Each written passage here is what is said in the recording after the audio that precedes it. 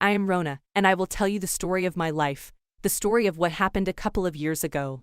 Where can I start? I was living with my family in a so-called third world country. It was me, my parents, and my little brother. Life was not easy. My mother had no job, and my father was taking less money than we needed to survive. Even though I was only 16-year-old during that time, I wanted to work. I wanted to work for myself and for what I needed. But, where I lived, there weren't many jobs to do for women. That's why my mother had never worked, and I couldn't find a job. All I used to do was go to school and come back. How was the school, you might ask? The school was great, but the people there not so much. I had realized that when you don't have as much money as your friends, you can never feel comfortable around them. They didn't feel comfortable around me either, so that's why I had distanced myself. The house where we lived was so far from my school. We never had a car, and we always used to walk to school. During summer, it was easy, but in the winter, we would freeze to death. During winter, there were hungry dogs that always followed us to school. It was dangerous. Sometimes we would take some food with ourselves so that they wouldn't bite us. But, thank God I had my little brother. Even though I was the big sibling, I felt safe with him. We used to walk to school together. We would discuss our friends, how much money they had, and how lucky they were. My brother and I were the only ones walking, and it was so embarrassing. All of my friends' family had cars. Our friends had new phones. They used to wear all the clothes that were trending during that time.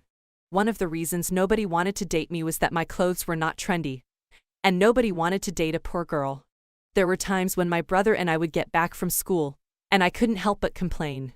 The school had gotten me so tired mentally and physically. It was just too much. But, still, I tried to hide it because I knew that it was a hard time for my parents too. They were trying their best. My father was working non-stop, and still, the money was never enough. I knew that he was taking loans from our friends and family. But, he never admitted. But, we knew. People had started to come to our house and ask for their money back. My father was sick and tired of working and then having nothing. I remember it was winter one day, and my brother and I came back from school. When we got home, there were suitcases around our house. I remember asking about what happened. Then, they had told us. They had told us that they had decided to take a dangerous road straight to first world countries. I remember being so exciting and scared at the same time. We were finally going to a better place, to France. If we made it to France, our lives would get better, and my father could pay back the people he took the loan to. We took our clothes, all of our stuff, and some food. There was a big, old truck outside our house. My father had rented it for us. We got in and took a last look at our house and our village. There was a long road ahead of us, and we were just hoping for the better. The road trip was silent, and I knew that a million thoughts were running through my parents' minds. The road trip to the first world country would take us 3 days. We didn't know it, but they would be the most challenging 3 days of our lives. I remember the first day and how good it went. It made us think that this would be easy and that we would arrive there in a minute. We drove, and then we stopped at a hill so we could sleep and take some rest so we could be ready for the next day. We were sleeping in the truck, and there was enough place for all of us. I remember how I couldn't sleep that day, thinking about how our lives would change forever. I was already thinking about the clothes that I was going to buy and the new iPhone that had just launched. That's how I slept that day. We woke up the following day and noticed that the snow had covered the whole place. It was cold. We ate some food and then hit the road without wasting our time. I remember the streets were so icy. We were driving so slow. We were stopped almost at every border by the military forces. They would ask us questions, and they would keep us for hours. Nobody liked refugees. But, we were going there with good intentions, for a good start and a good life. Being stopped at every border took us a lot of time. The next day arrived, and we were ready to have some good sleep. Apparently, that night it had been snowing all night. When we woke up, we noticed that the truck wasn't starting. My father tried to start it, but nothing. Our truck's engines had been frozen because of the weather. I remember how stressed my parents were. They didn't know what to do. It had been hours, and the truck was still not starting. We were just wasting time. We decided to ask for help and see if anybody could fix our truck. But, we had parked our truck somewhere in the mountains so that we could sleep, and there weren't any houses near. My father decided to walk some miles and ask for help as we were staying in the truck waiting. But, there was nothing near us, and it was so cold, my father couldn't walk anymore. We stayed some hours in the truck to see if any car drove near us, but nobody showed up.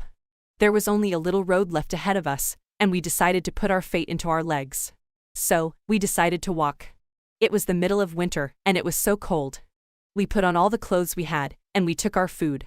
Walking was so hard, and we didn't even know where we would be spending the night. At that point, we didn't know if we would make it alive. We couldn't walk on the streets, and we had to walk into the depths of the mountains so that the police wouldn't ask us questions. The most challenging part of this story was when we had to cross a river to get away from the police. I will never forget the feeling. The feeling of my clothes getting wet by the river's cold water. My body was shaking, and I couldn't feel my legs. But crossing the river was the only way we could get away from the police and arrive at our destination.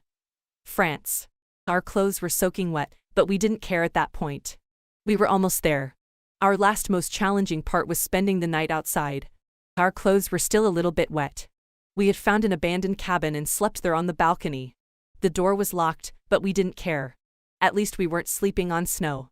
I remember getting up every hour in the middle of the night because I was scared if there would be any wild animals near us. I remember seeing my father guarding us. He hadn't slept at all. His nose was all red, and he looked so worried. That night I slept crying, hoping for the best of what was coming next. That night's sleep wasn't the best sleep, but we knew that we would be in France the next day. So, that's what happened. The next day had come, and there wasn't much food left for everyone. There were only 2 sandwiches left, so we shared them and hit the road. Finally, we arrived in France. We weren't looking our best, but we made it. We were tired, and we just needed someone's help. But, I remember the first time that I saw the city of France. I was speechless. It was huge, nothing like my village. It looked like how we imagined and how we dreamed. The land of opportunities. It was snowing there too. There weren't many people around. I remember a policeman approached us. I remember my father's voice shaking, saying to the policeman that we were refugees and needed help. My father was begging for help. I will never forget that policeman's face and how much he had helped us.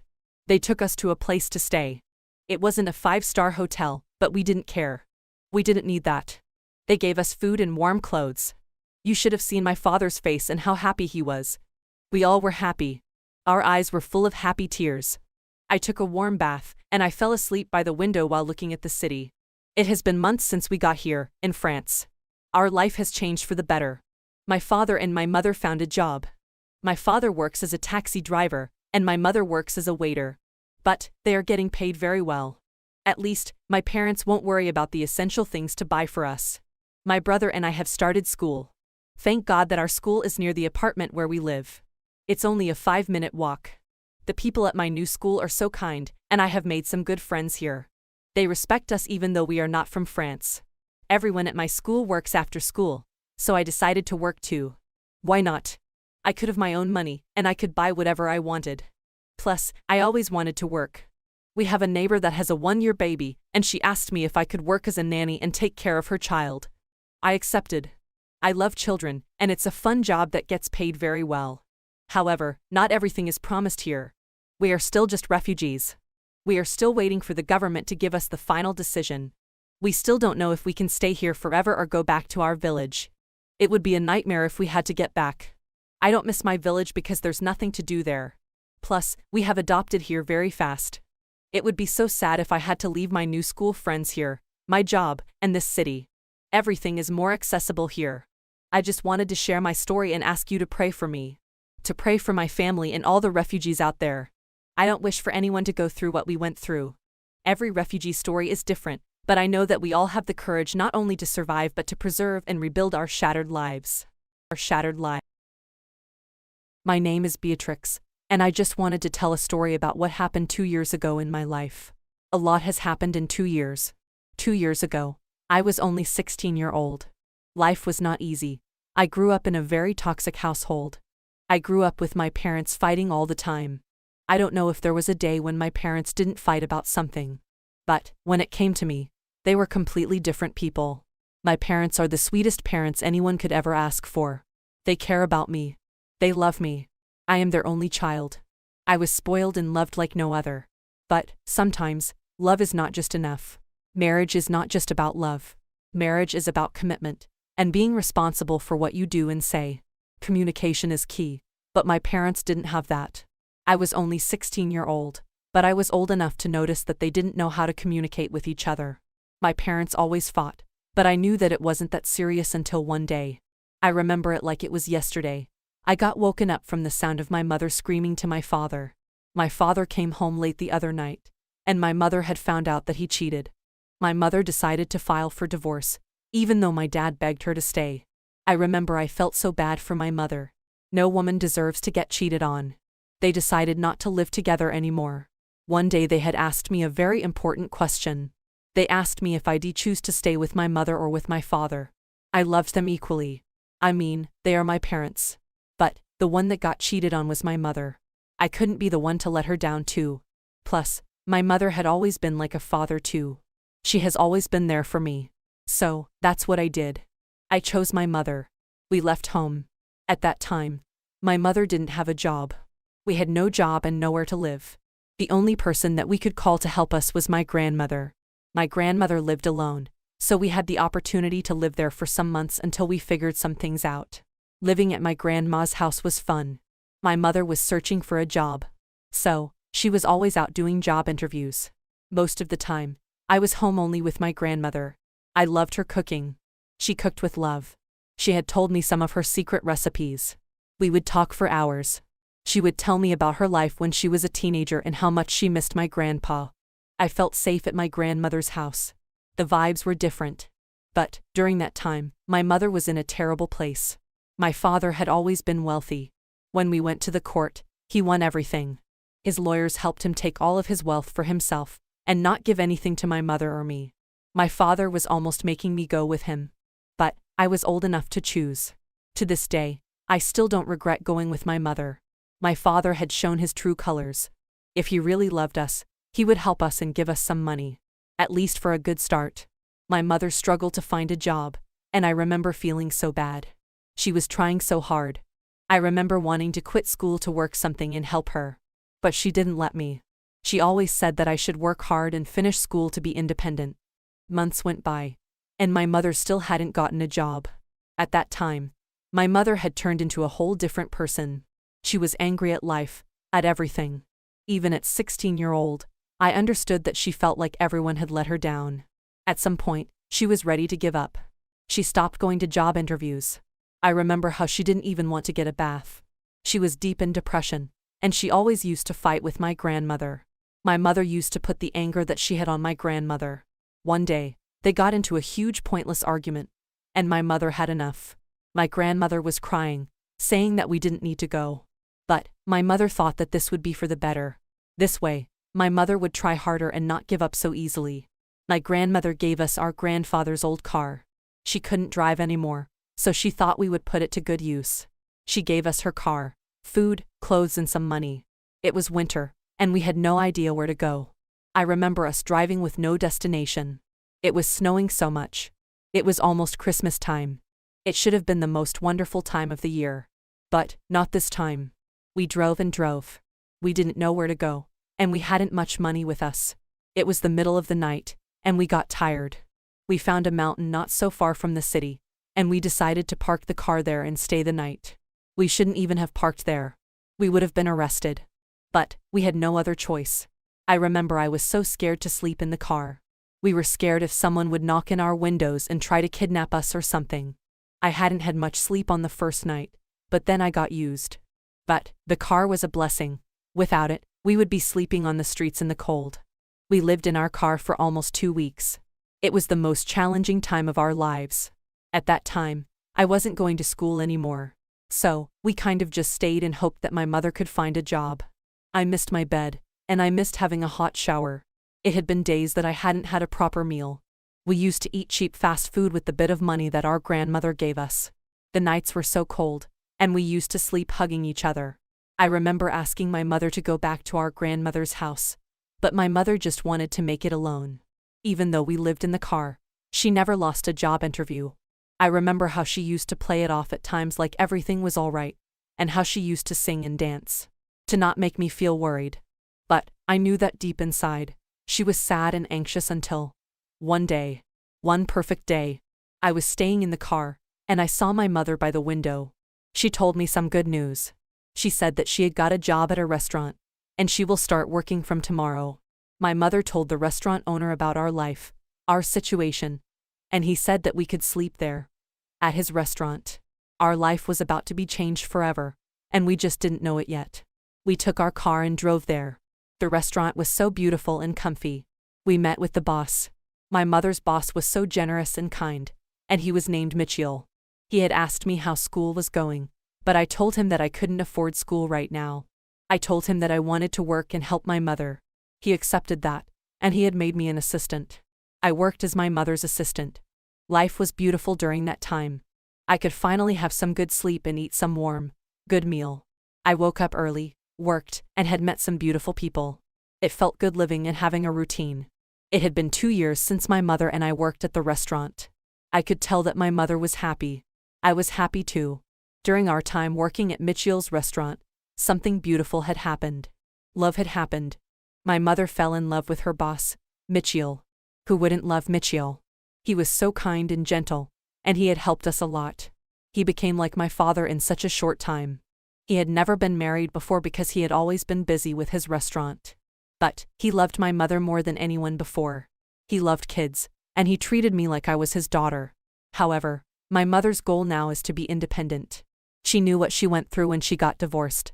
She doesn't want to make that mistake again. For those 2 years that we had been working, my mother and I saved money. Since my mother always wanted to have something on her own, we decided to open a coffee shop. We thought it would be a great idea since I wasn't going to school during that time. I wanted to take a break and just kind of put our life together. Plus, my mother needed my help. We were excited about this, and we had decided to tell Mitchell. Even though we wouldn't be working at his restaurant, we loved the idea. He said that that's okay and that we should follow our dreams. And that's what we did. We followed our dreams. New York has the most beautiful places and views, so it was easy for us to find a place to open our coffee shop. Mitchell had helped us a lot. He had helped us with painting the walls of our store. We decided to give the store a vintage look, and it turned out so good. The coffee shop was so small, but it was so cute. The coffee shop had large windows, and you could see everything that was happening outside. It's a place where you could bring your favorite book and just read for hours while drinking your coffee. Our coffee shop is open 24/7. I work there as a waiter, and I love it. At first, it was just my mother and me, but now we have 4 employees. All of our 4 employees are females. Our employees are women that needed help, just like we did. It feels good helping people. I know how it feels to need help and not get any. Every day is a good day at our coffee shop. Every day we meet new beautiful people, and I have made a lot of friends. After some time, my mother and Mitchell decided not to waste time and have a wedding. It was one of the most beautiful weddings that I have ever seen. It felt good seeing my mother in a white dress and happy. Maybe it is time for me to have a brother or a sister. Who knows? My mother and I often visit the grandmother. They are on good terms now. We had given her car back, even though she insisted on not to. But we wanted to leave everything that reminded us of bad times. My grandmother comes to our coffee shop almost every day. She says that my coffee is her favorite coffee to drink. I am going to school now, after that big break.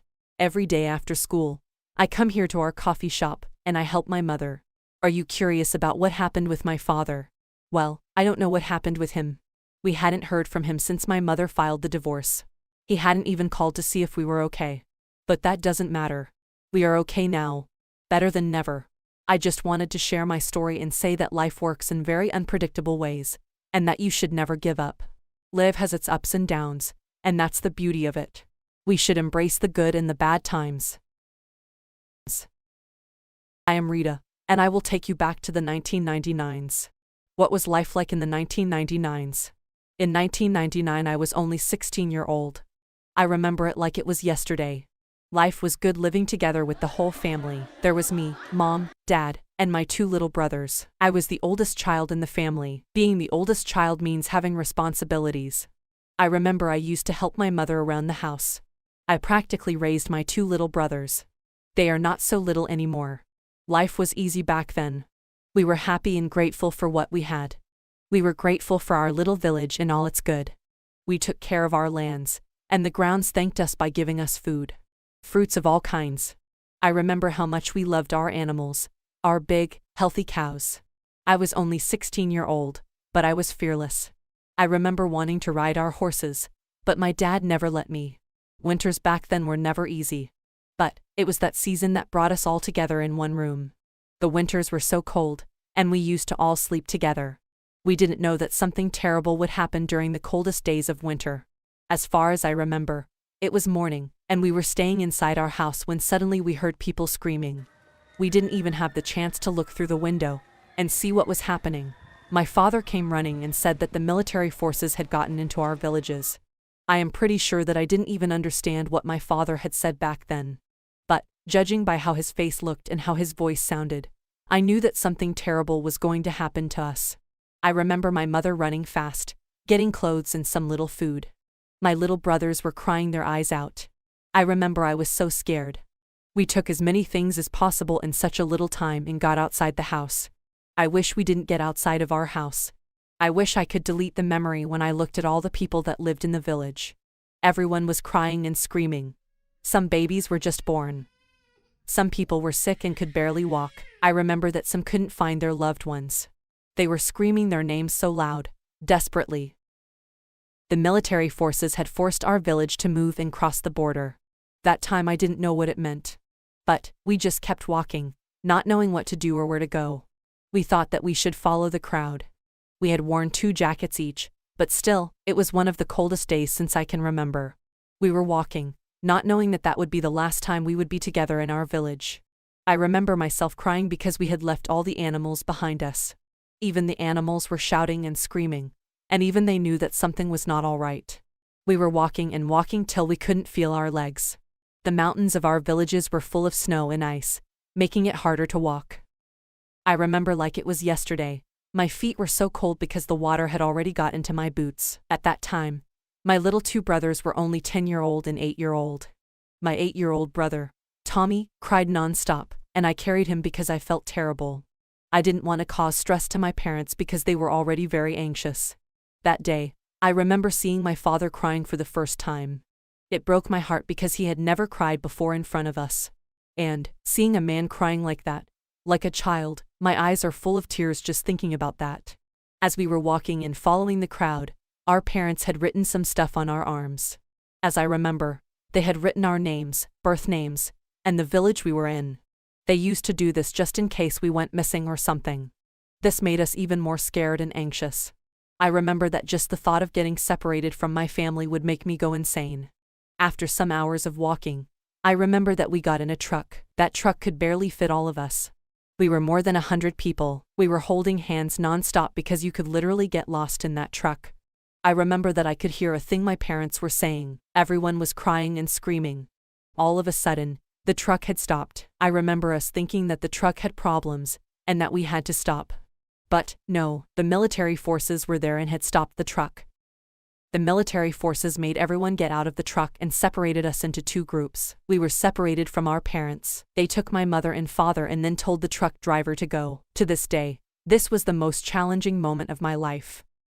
I couldn't hold the tears and be strong for my 2 little brothers. I broke down. Luckily enough, an older woman was there in the truck and tried to make me feel less worried. I remember every word she said to me. Don't worry, they will be back. To this day, she still was one of the kindest women I've ever met. She used to say that if we didn't find our parents, she wouldn't leave us alone. She would take us with her. And this made me feel better and safe for a while. I wish I could find her and thank her because she said things I needed to wear, and things I wanted to hear. The drive was long, and we got hungry. We had a backpack that my parents had packed for us. There was bread and a bottle of water. We shared that with my 2 little brothers, pieces to pieces, but that wasn't enough. It had been 1 day since we hadn't seen our parents and we were worried. I didn't know if they were dead or alive.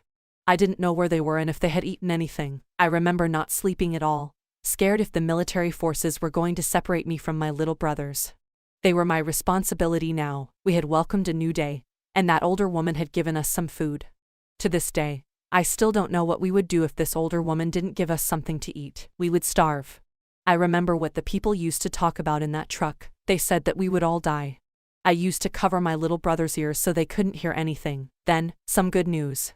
Someone shouted, saying that we had arrived at the border and were ready to cross it. They told us to change to different vehicles, so we did.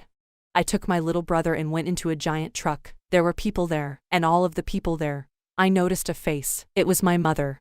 I couldn't believe my eyes. I shouted with all my lugs and said her name. She came into us running, and we just started hugging. And this was one of the best moments of that time until I had asked my mother something. I asked about my father and where he was. I remember her crying and saying that she didn't know where Dad was. She had said that the military forces had separated them into two groups, females and males, and that she hadn't seen him since the day we all got separated. We shouted his name and looked everywhere to see if we could find him. But we didn't. We got in the truck together with my mother, and then we crossed the border. We had no other choice but hope to see our father after crossing the border. We thought that maybe he would be there, waiting for us. The drive was long and sad. I remember that we couldn't keep our minds off our father. Where was he? Was he okay? Was he hungry? After we crossed the border, we had asked around about my father, but we couldn't find him. We asked our military forces too. They kept saying that he would be back tomorrow. But tomorrow came, and my father wasn't there. They kept saying us the same words, over and over again, that he would be back tomorrow. Days went by, but we couldn't miss a day without searching for him. Then, we found out that we weren't the only ones searching for someone. Parents were searching for their kids. Kids were searching for their parents. Someone said that the military forces had killed them, but I remember not accepting this option. We weren't safe to go back to our village, so a family had sheltered us. We had stayed there for a month. We ate and slept there. That family had helped us a lot. They were a big family, but they never insisted on getting us food. They were so generous. As far as I remember, their names were Anna and Sakal. They had been married for years and had 8 children together. I remember the months that I spent there made me feel like I was at home. They had a farm, and they had animals, just like we did. It made me feel like everything was all right. Their children were so friendly and kind. I remember that the war and the winter were already over, and we would just spend hours outside playing like everything was just fine. But then, I'd watch my mother's face and see how sad she was. They even offered to help us find my father, but there was no success. By that time, it had been almost 2 months, and we still hadn't heard from our father. It was time that we went home, to our bed, to our animals, to our old life back. I remember the ride back home, and I remember how sad it was. It was like we were leaving our father behind. Our last hope was that our father would have been there when we arrived at our village. He would have fed the chickens and the cows. He would have made our bed, and he would have been waiting for us. We had arrived at our village, and nothing felt the same anymore. The spring had sprung. I remember the trees of our village and how green they had been. The mountains looked breathtaking, and at that moment, I realized how much I loved and missed my village. However, the military forces had burnt our houses to the ground. There were no memories left, just ashes. And our animals had left. And the sad part of all this was that our father wasn't there. We had asked some of the neighbors if they had seen him, but nobody had seen where he was. Many of our neighbors were not found, and some of them were announced dead. We had to start our lives from the start. Without you, Dad. To this day, we still don't know your fate, but we pray for you every day. We don't know if you are alive or somewhere searching for us, but all I know is that we miss and think about you every day of our lives. We were lucky to survive, but my life has never been the same again without you, Dad. When humans start wars, they don't know the consequences. They don't know how precious life is until it is lost. A war can never make peace. A war can never make someone a winner. All it does is create a mess and bring the destruction of humanity. How I Caught My Sister and Kate's Boyfriend.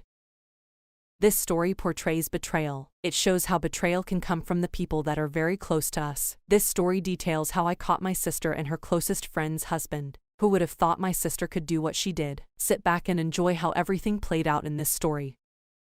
Many years ago, my dad settled in a small community in the city of Alabama. My dad was the 3rd person to occupy a house in the community. 5 years after, he met my mom at his friend's party. He approached my mom and she agreed to date him. 2 years after, they got married officially. 6 months after my mom and my dad got married, Mr. John built a house close to my dad's house. So they became very close friends. A year after their marriage, my parents gave birth to me. 2 years after, they gave birth to my younger sister. Because of Mr. John and my dad's friends, he usually comes to our house anytime he likes. One day, my mother's friend Mrs. Mariah came to visit my mom to congratulate her on the birth of my younger sister. Fortunately, Mr. John came in while Mrs. Mariah was still around. My mom noticed how Mr. John couldn't take his eyes off Mrs. Mariah's boobs. He kept staring at every part of her body without minding who was looking at him. When Mrs. Mariah left, my mom called Mr. John and asked him why he couldn't take his eyes off her guest. She said she felt embarrassed by the way he was looking at her. Mr. John apologized to my mom for making her guest uncomfortable. He said he kept looking at her because he liked her. He pleaded with my mom to give him Mrs. Mariah's cell phone number. My mom said she cannot give out Mrs. Mariah's number unless she asks Mrs. Mariah herself. She said if Mrs. Mariah tells her to give him her number, she will, but if she does not, there is nothing she can do. My mom picked her phone in the presence of Mr. John and called her friend Mrs. Mariah. First, she appreciated her for coming to greet her. After that, she tabled Mr. John's request to her. Mrs. Mariah told my mom to give Mr. John her number. When my mom ended the call, she took a pen and paper and wrote Mrs. Mariah's number on it. After writing it, she handed it over to Mr. John. Mr. John appreciated my mom and left. When Mr. John got to his apartment, the first thing he did was to call Mrs. Mariah. He introduced himself to her and he told her how he got her cell phone number. He told her that he has a lot of things to tell her, but he cannot say it on the phone. Mrs. Mariah insisted that he should say it on the phone, but he declined. He said he would like to see her before he can say what he wants to say. Because of Mr. John's persistence, Mrs. Mariah agreed to see him. She said she will come to his house on Saturday. At exactly 9 a.m. on Saturday, Mrs. Mariah was at our house. My mom told me to show Mrs. Mariah where Mr. John lives. I took Mrs. Mariah to Mr. John's house. Immediately I showed her the door. I went back to our house. 1 hour after, my mom wanted to pass information across to Mrs. Mariah, but she wasn't able to do so because she wasn't able to reach Mrs. Mariah on her cell phone. When she tried calling her multiple times without any response, she sent me there to check on Mrs. Mariah. When I got there, I knocked on the door gently, but there was no response. I knocked for more than 2 minutes without any response. When I didn't get any response, I pushed the door and it opened. All this while I have been knocking.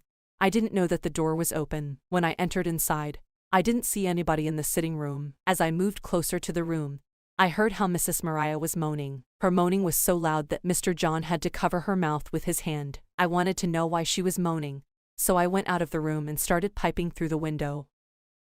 The window was very big, so I saw everything. I saw Mr. John on top of Mrs. Mariah. He used his left hand to cover her mouth to prevent people from hearing her moan. He was using his right hand to rub all over her body. Anytime he noticed that her moaning has stopped, he would kiss her. From where I was watching, you could see that Mrs. Mariah was enjoying the kissing. I could see how she was drawing Mr. John back to her when she attempts to get up on her. I watched them as they were on top of each other for 5 minutes. I didn't want to knock on the door so that Mrs. Mariah would not think that I saw what they were doing, and I didn't know what to tell my mom when I returned home. I stood at the window and watched them till they finished what they were doing. When I saw that Mr. John was not on top of Mrs. Mariah anymore, I went to the door and knocked. This time, Mrs. Mariah answered. She was sweating profusely because of what she had just done. As soon as she came out, I told her what my mom said I should tell her. She sent me back to my mom. She said I should tell my mom that she will see her before leaving. Immediately I heard that I left her presence, and I made my way back to her house.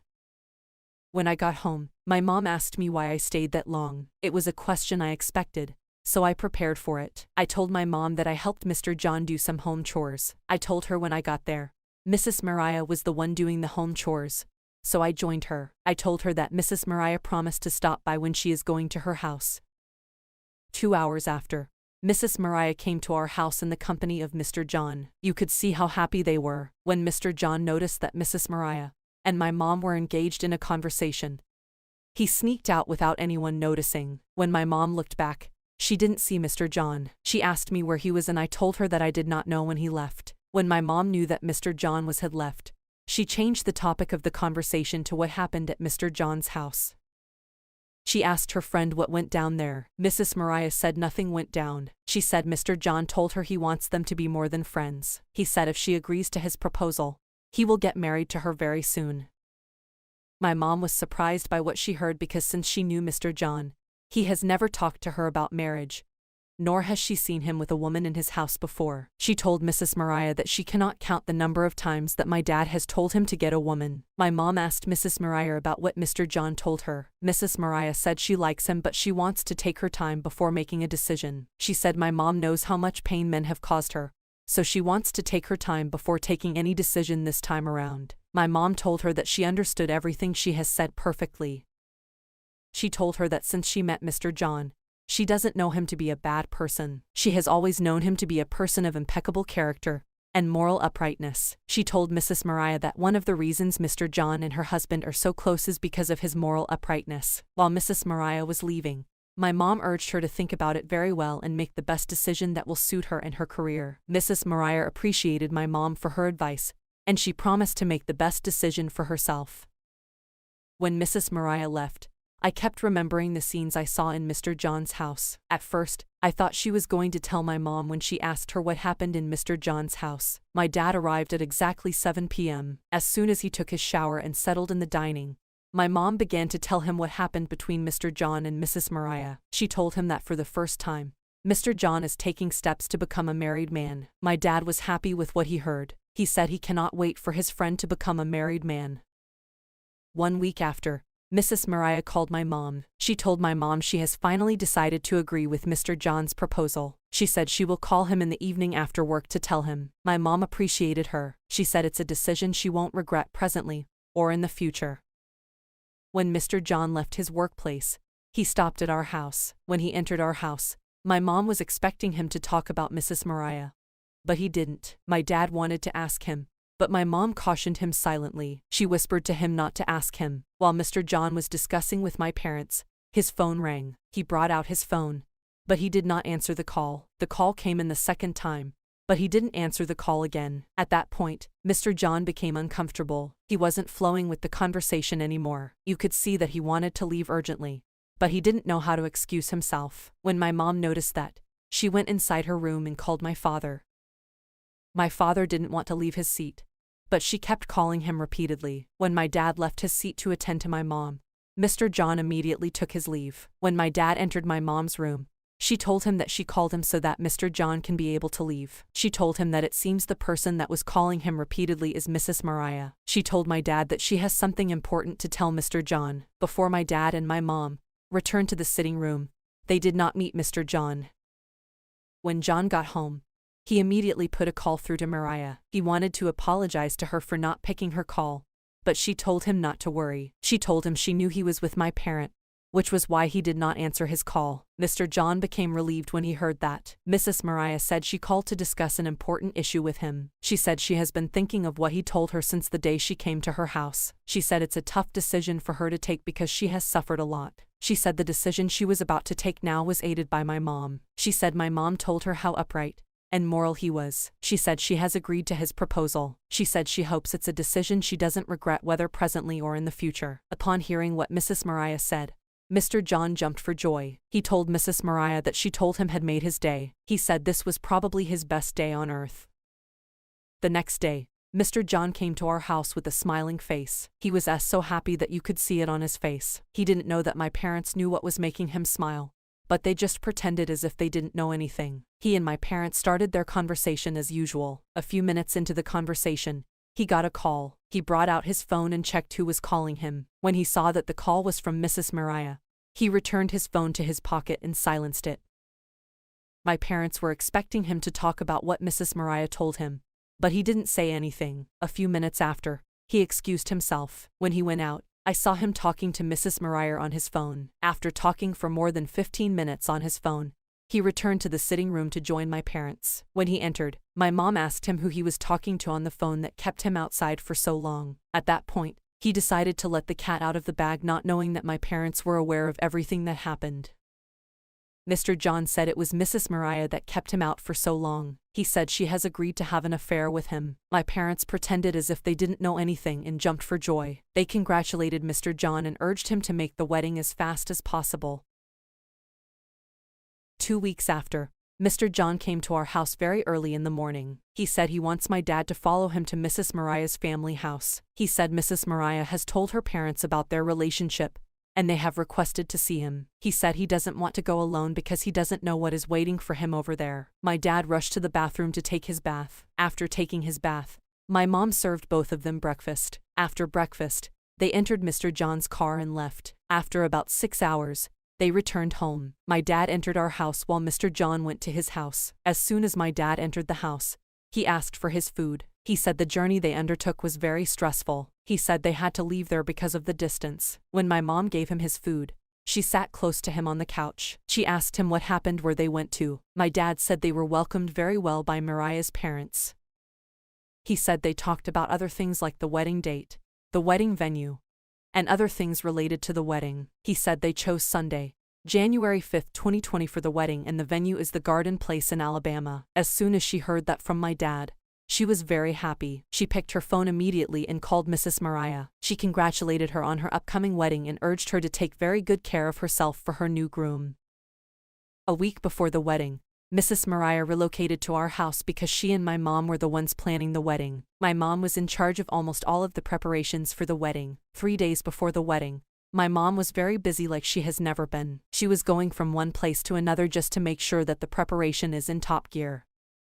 A day before the wedding, my mother did not come home. She called my dad at around 9 p.m. that she cannot make it back home because she has a lot of things to do at the venue. She said the venue decorators and the caterers need her attention very early in the morning of the wedding. She said if she comes home, it will be difficult for her to get to the venue very early. She said if she doesn't get there early, the preparations might not go according to plan. She said it was that and other reasons that made her book a room at a nearby hotel close to the venue. My dad wished her well and told her to take very good care of herself. He said she should call him if she needs anything.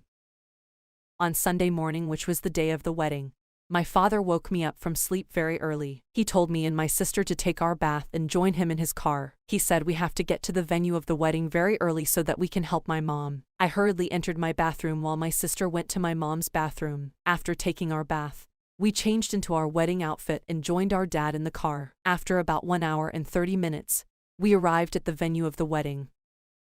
I saw my mom going from one place to another just to make sure everything is according to plan. My sister and I joined her in carrying some of the drinks she brought to a more secure place. My dad left us at the venue and went to Mr. John's hotel. After 2 hours of moving from one place to another, my mom finally settled down on a chair. She rested for 15 minutes before she went back to her hotel to take her bath and change into her wedding outfits. While she was going, she left my sister and me at the venue to monitor all the items. 30 minutes after my mom left, she returned to the venue in her wedding dress. Her dress was so beautiful that everybody she met when she came back complimented what she wore. My mom dressed as if she was the bride of the day.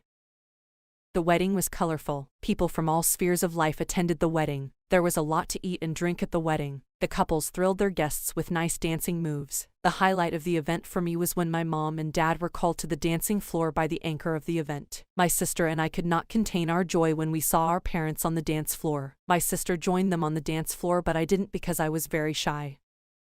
The wedding ended at about 7 p.m. As soon as the guests started leaving, the couples went to their hotel rooms. My sister and I joined my mom in cleaning and washing all the items used at the wedding. We finished the cleaning around 10 p.m. My mom suggested that we should go back to the hotel because it was late, while my dad said we can still go to our house. We left there at around 10:15 and arrived home at midnight. As soon as we got home, we all went to our rooms.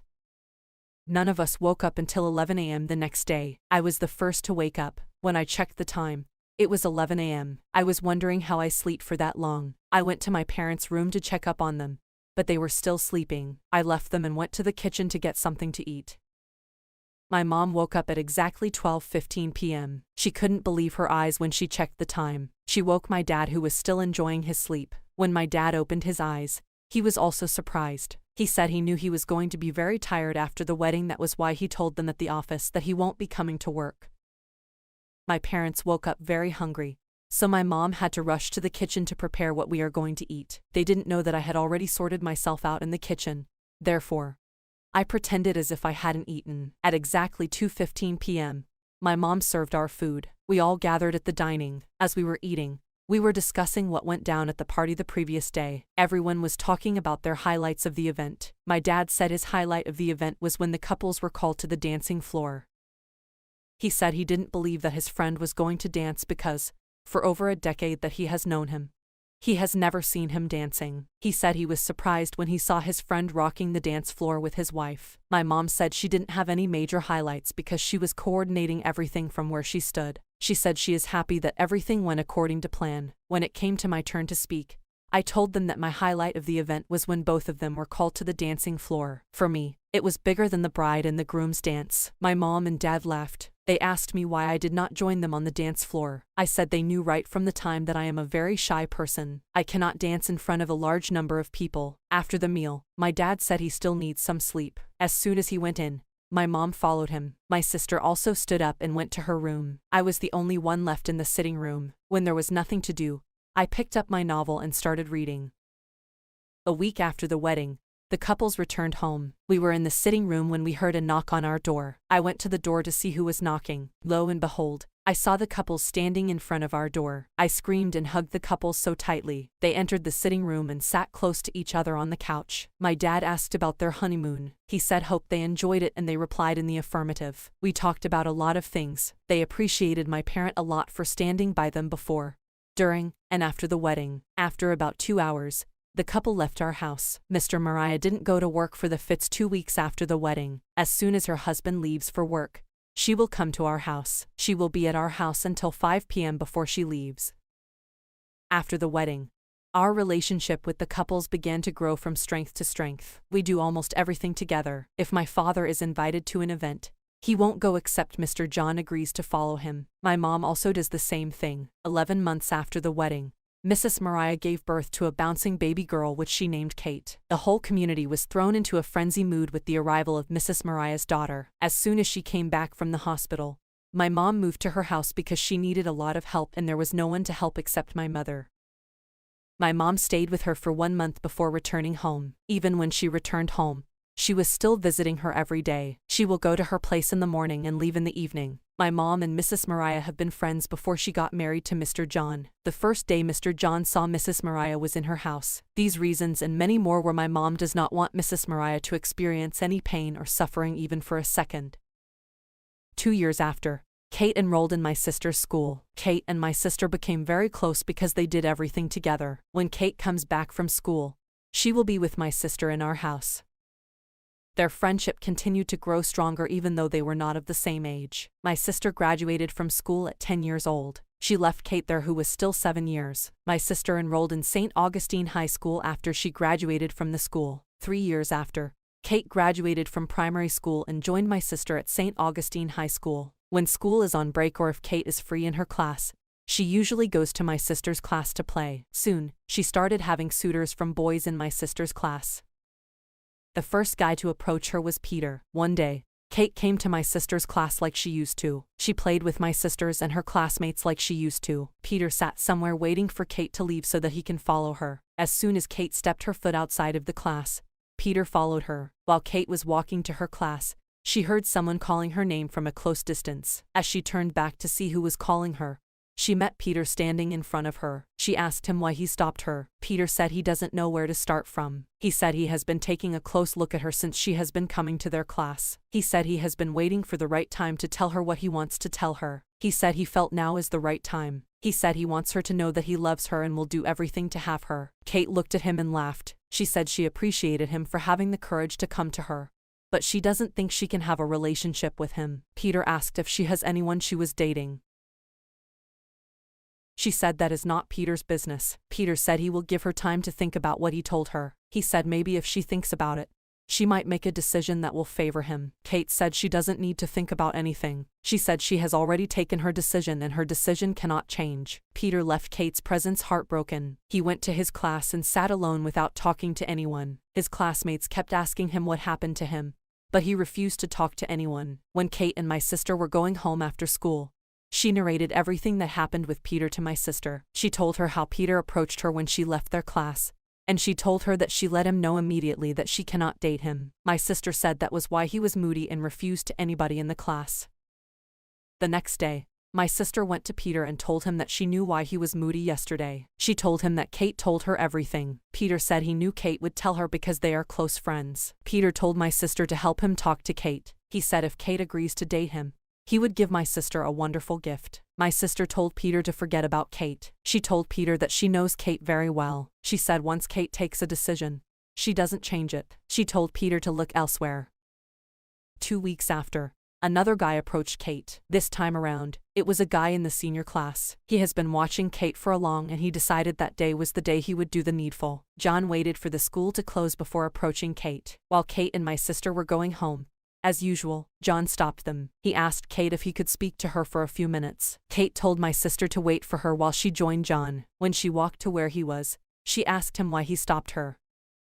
John said he knew she is going home, But he has to tell her what he has been craving to tell her for months. Kate asked him what he has been craving to tell her. John said he wants to go straight to the point because he doesn't want to waste her time. John told Kate that he loved her the first day she was brought to the school. He said, since then, he has been waiting for a day like this. He said he is a shy person, but he just summoned the courage to approach her today. John was a handsome boy, so almost every girl liked him. Kate told him that she has heard what he said. She said she will think about it and let him know her decision. Kate hurriedly joined my sister, and they continued their journey home. My sister asked Kate what John told her. Kate told my sister to guess what she thinks John told her. My sister said John wants to date her. Kate smiled and replied in the affirmative. My sister asked Kate what she thinks about John. Kate said she likes him. She said if she doesn't like him, she would have told him immediately that she is not interested. Kate said she will wait for 3 days or 1 week before accepting his proposal. 1 week after, Kate accepted John's proposal and they started dating. They were the topic of discussion in the school as they are seen in every place together. One day, Kate invited John to her house because she knew her parent would not be at home. When John arrived, he met Kate and my sister in the room. Unfortunately, Kate received a call from her mother that she should come and meet her in front of a mall. She left the house, leaving John and my sister in the room. 5 minutes after Kate left, my sister and Peter were already having sex. I caught them when my mom told me to help her call my sister. When I got to the door, I saw them kissing. They were so engulfed in the kissing that they did not know when I entered. As soon as I saw them, I made my way out of the room. I stood in front of the door and I was watching how they were kissing themselves. Hey, guys, please let me know if this is right or if this is what I should do, or please let me have your thoughts on this. Let me have your thoughts on this. Let me have your thoughts on this. My mom forgets things. Hi guys. My name is Jane. I am the first child of my parents, who had 2 more girls. I was loved the same way my sisters were loved, and you won't even know that the man I called my dad is not my biological father. Yes, he isn't. I am more beautiful than my sisters, and that people usually had a hard time believing that we were siblings. Only those who knew my history would agree. My mom and dad were 2 young couples who were deeply in love and preparing for marriage. They just couldn't keep their hands off each other. You could not find one without the other. Everyone who knew my father would always tease him because it seemed like my mom had him wrapped around her fingers. I was told that my dad never saw any day as a great day until he spoke with my mom over the phone. He began his day with her, and he ended it with her. My mom was not different at all. It was clear she had given her heart to someone. Suitors who were always coming for her hand in marriage could now see that it was a lost cause because my mother would not give up the man she had ever truly loved for another guy. Everything seemed perfect. Although some elderly folks said that the feelings would not always be there. Everyone admired their love. Some claimed that it would die within the first few years after marriage, and it was only a matter of time before the flame that they felt burning all over them would be put out. My parents cared less about what people had to say concerning them. They were in love, and that was all that mattered. They were convinced that they were meant for each other. They could not wait to get officially recognized as man and wife. My dad knew that although mom loved him, he would only be relaxed when they were married formally, because then he could hold her as a trophy in front of every other man in town who was equally interested in my mom. He wanted them to see she was all his. My mom equally knew that getting married to my father meant that she had a right to tell other ladies to stay away from her territory. And so when Dad proposed to her, she readily accepted. If there was someone Dad wanted far away from Mom, it was Julius.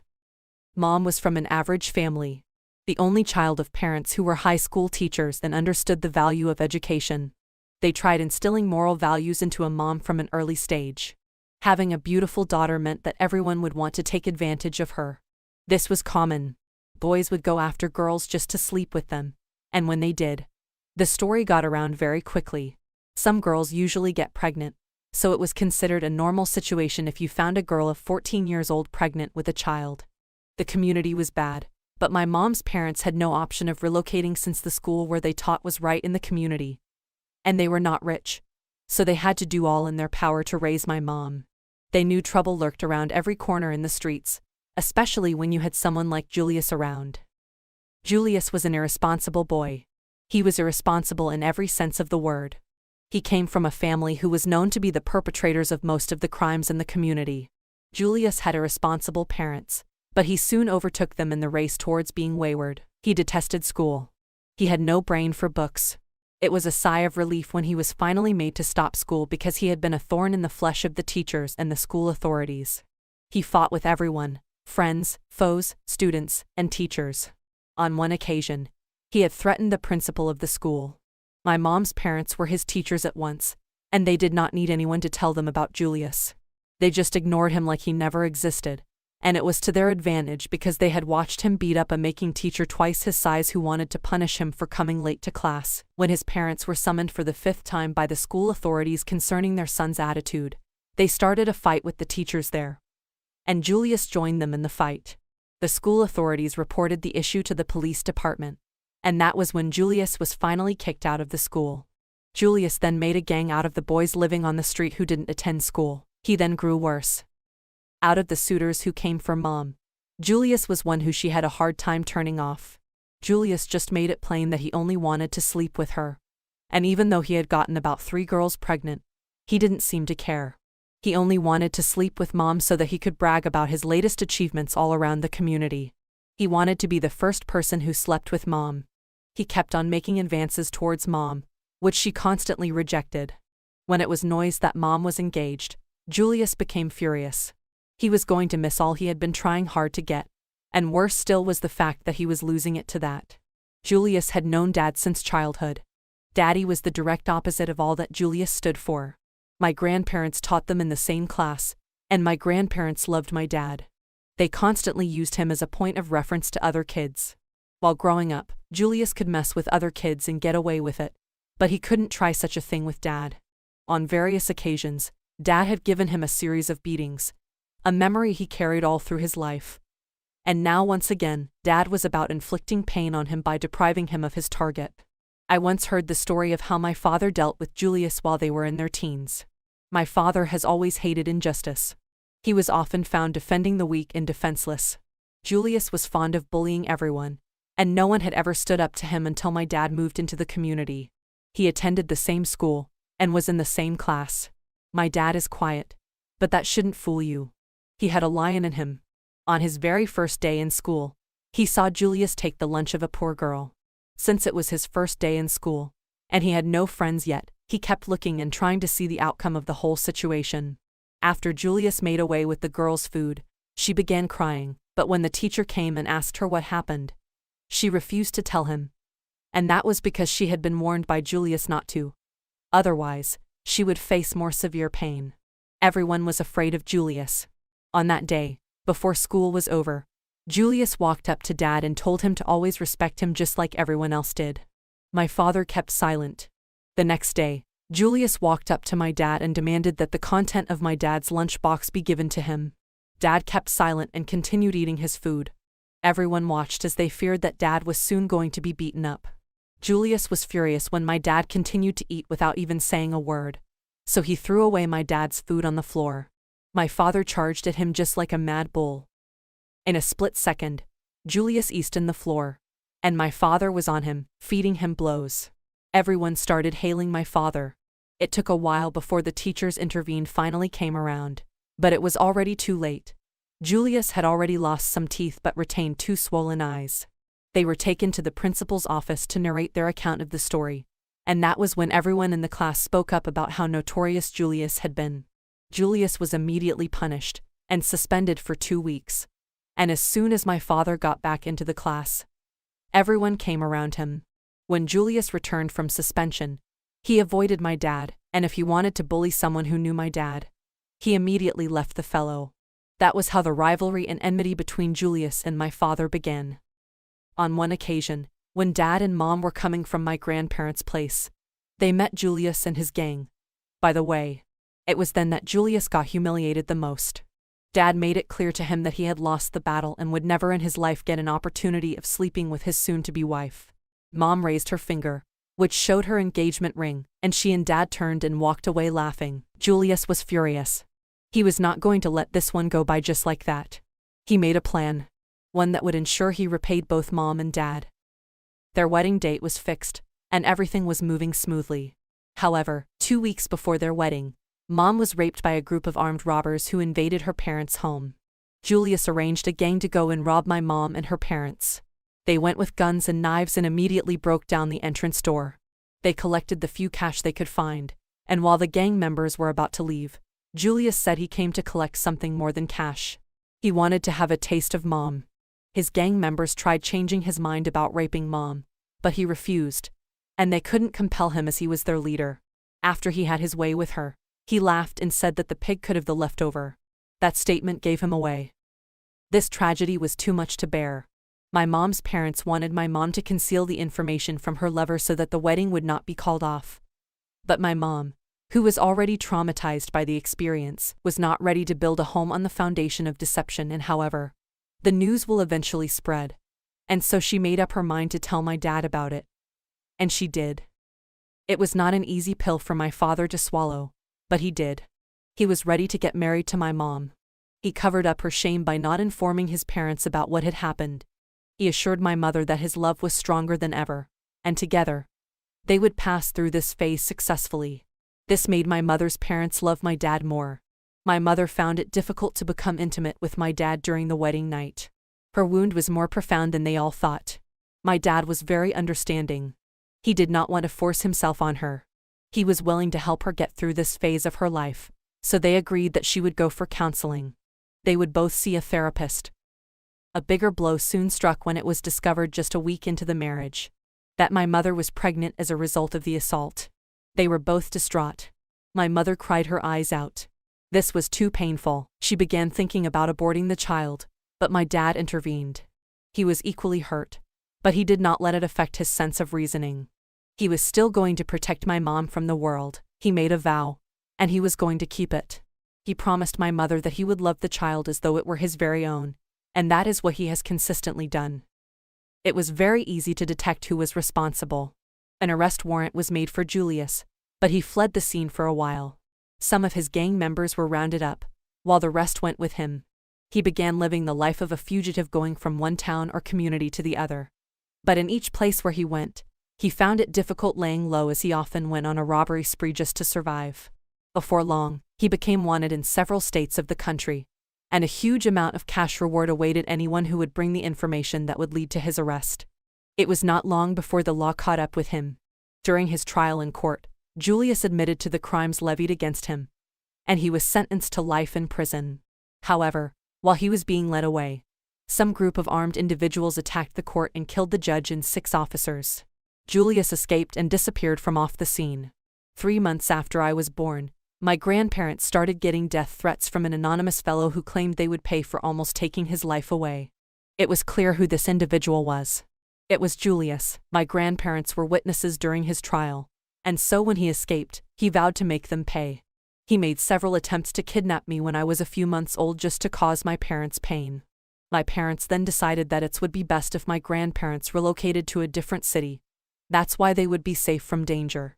However, today, when do you suppose to travel? Julius and his parents attacked them on the way with guns and ammunition, but they were soon disappointed as a heavy military presence was stationed around specific areas where it was suspected that they would attack. They were a massive shootout, and Julius' parents were killed alongside the gang members. Julius was the only survivor, who once again escaped, but this time around, he was coming for my parents. He knew that he had lost everything, and he was willing to kill every one of us and then commit suicide. His luck equally ran out as police officers were stationed at our home. He opened fire when he arrived but was easily subdued. He was taken into custody. On the final day of his trial, law enforcement agents who were heavily armed were placed everywhere just to make sure there was no way Julius could escape. Investigations showed that it was Julius's patents that masterminded his previous escape. Julius was sentenced to death by hanging this time around. While 2 policemen were led away, one of them got so careless and exposed his weapon, and Julius went for it. He made to shoot my parents before he was eventually shot by an officer. It was a day of relief for individuals, families, communities, states, and the country at large. People could now sleep with both eyes closed. Although my dad was determined to cover up my mother's shame, news of the incident got out, and she was so traumatized to the point that she found it challenging to keep up with things. She easily forgot things. She was always lost in thought. She forgot things almost as soon as she said them. She seemed to always drift apart. This was something I witnessed while growing up.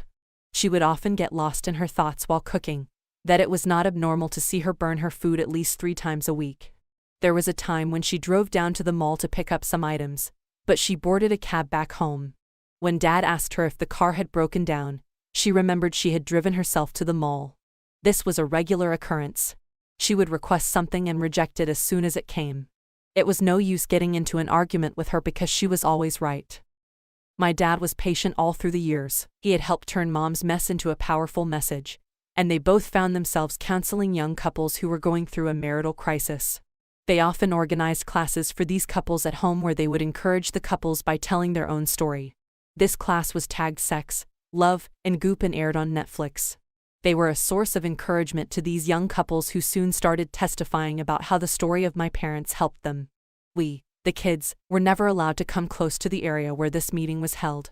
But I always found a way to eavesdrop. One couple, in particular, caught my attention. I listened to the lady as she and her husband shared their story. With tears of gratitude to my parents, the lady introduced herself as Miranda, and everyone listened as she talked. I remember that she said to everyone, "Good day. My name is Miranda. As hard as I tried, I never was the little girl that had dreams about her wedding. I just wanted the major stakeholders to be happy for the most part. Let everyone enjoy themselves and have money after the wedding. Therefore, when the situation arose that warranted a privately intimate wedding, it wasn't much of a bother to adjust because the picture of happiness I had did not warrant anything happening." However, as much as I never thought of any preconceived ideas of what my wedding would look like, I knew what it wasn't going to look like. And for the life of me, it was not that my husband and I would have a major issue with consummating our marriage for months. The issue is called vaginismus, and no, I'm not ashamed of it. So please don't help me to be ashamed of what I'm not ashamed of. Vaginismus is more of a mental condition than it is a physical one. So, imagine my surprise when the honeymoon I had pictured was laden with pain, tears, and fatigue. Oh, I cried so hard, because we had fought to get to where we were. People were congratulating us, and we were grateful. But what was this? The pain, excruciating, raised to a power of 1,000. I was in pain, intense, serious, and body-shaking pain. My husband hurt from watching me writhe in pain. What was a lubricant? What didn't we try? A few weeks after, nothing had happened, and I was very tired of hearing "just close your eyes. You're imagining the pain. It's not that hard." I went to a gynecologist at a hospital. On the 26th of January, exactly 1 month after our wedding, I decided to seek medical help. I drove myself to the hospital outside the city. This was my first ever gynecologist visit. I explained to a general physician first, and then I was referred to the CMD of the hospital. I remember walking in head down in shame as if I brought it upon myself. That part does not work again, though. I sat in front of this thick man with no name card or plaque in sight, not on his door, table, or overall. I should have walked away. But I did not because I did not even know what to expect. I explained everything to him in between tears. I felt I could not do anything, no matter how much my husband encouraged me. "How long did you people date for?" he asked, almost eyeing me. 2 years and 8 months, I answered. "So, you people dated for close to 3 years, and you didn't have sex?" Now he was irritated. "No, we didn't." I was smiling, trying to change the topic. "So the rest of us are sinners. Look at it now, 3 years. No sex." His words felt like a dagger in my heart because, at the time, I was already asking God why He asked that we remain sexually pure if the process of deflowering was this painful. This man asked me almost 5 times if I was sure I was a virgin. I answered that I was, except for the sexual abuse that happened when I was a child, which would have sponsored that reality. He went ahead to minimize everything I said, and then asked me to lay on the examination table. After checking the first time, the guy said there's a seal that can easily be removed with his fingers. Brethren, those were the worst 3 minutes of my life. I fell from the table as I ran from this pain. The pain was about to numb my ears and my feet. I screamed, but it came out as muffled groans because tears poured too much. The matron he had sent for had to shout at him to stop. I couldn't drive home after that incident. I had to call my husband to come to get me. Tears didn't stop for almost an hour. I kept crying and crying. At that point, I vowed to encourage premarital sex. As we drove home from that silly doctor, I was very quiet. The tears did not stop. At this time, I wasn't trying to cry. My body just was exhaling. My body knew it had been violated. My husband would have gone to bring the place down, but the issue at hand was more serious to me than getting the idiot to pay. He had told us to try that night, but we could not. We could not even try that week. I bled for about 2 days too. At this point, I was sure that I was going to be an ambassador for premarital sex. God had deceived me, I was going to get him back. Then I called my auntie. She's a top consultant in the country.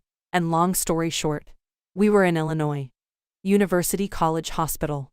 The next week, the professor we saw, oh, what an amazing man. He cried with me, consoled me, and encouraged me when it was time to examine me when I hesitated a couple of times. I started crying on the examination table without anyone touching me. After examination, he prescribed lidocaine and said we should try. But the surgery would be carried out if nothing happened. Thursday that week, I was in UCH for surgery. I was completely put under. I didn't even know when I slept off. They called it digital dilation. My husband was a rock, complete support. My mum could hardly sleep or breathe.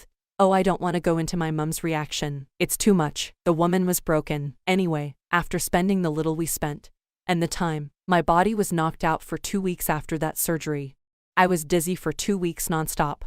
The surgery did not work. At this point, I lay on the bed and asked God what I had done to deserve this pain. If it was just difficult, it would have been different. The pain was completely beyond me. It would reverberate underneath my feet, almost numb my ears. It wasn't acute pain or a bearable pain. The professor had told us that if the surgery did not work, we were to return for a procedure where I'd be numbed waist down. And then we'd try given professionals. Chris swore that it would never be him or his wife, so that was a no-go area. When we returned to our base, we both decided to leave it. We were tired. As in, I was exhausted, and we were barely 2 months into the marriage. What was worse, I hadn't even asked God anything. We did everything we had done until that point with our logical calculation. I didn't even consider God.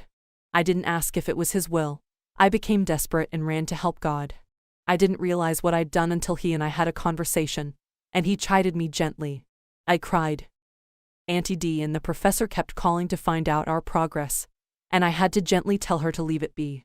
My mental health had taken such a hit that I could not even have anyone constantly checking on us. My husband and I decided to enjoy each other.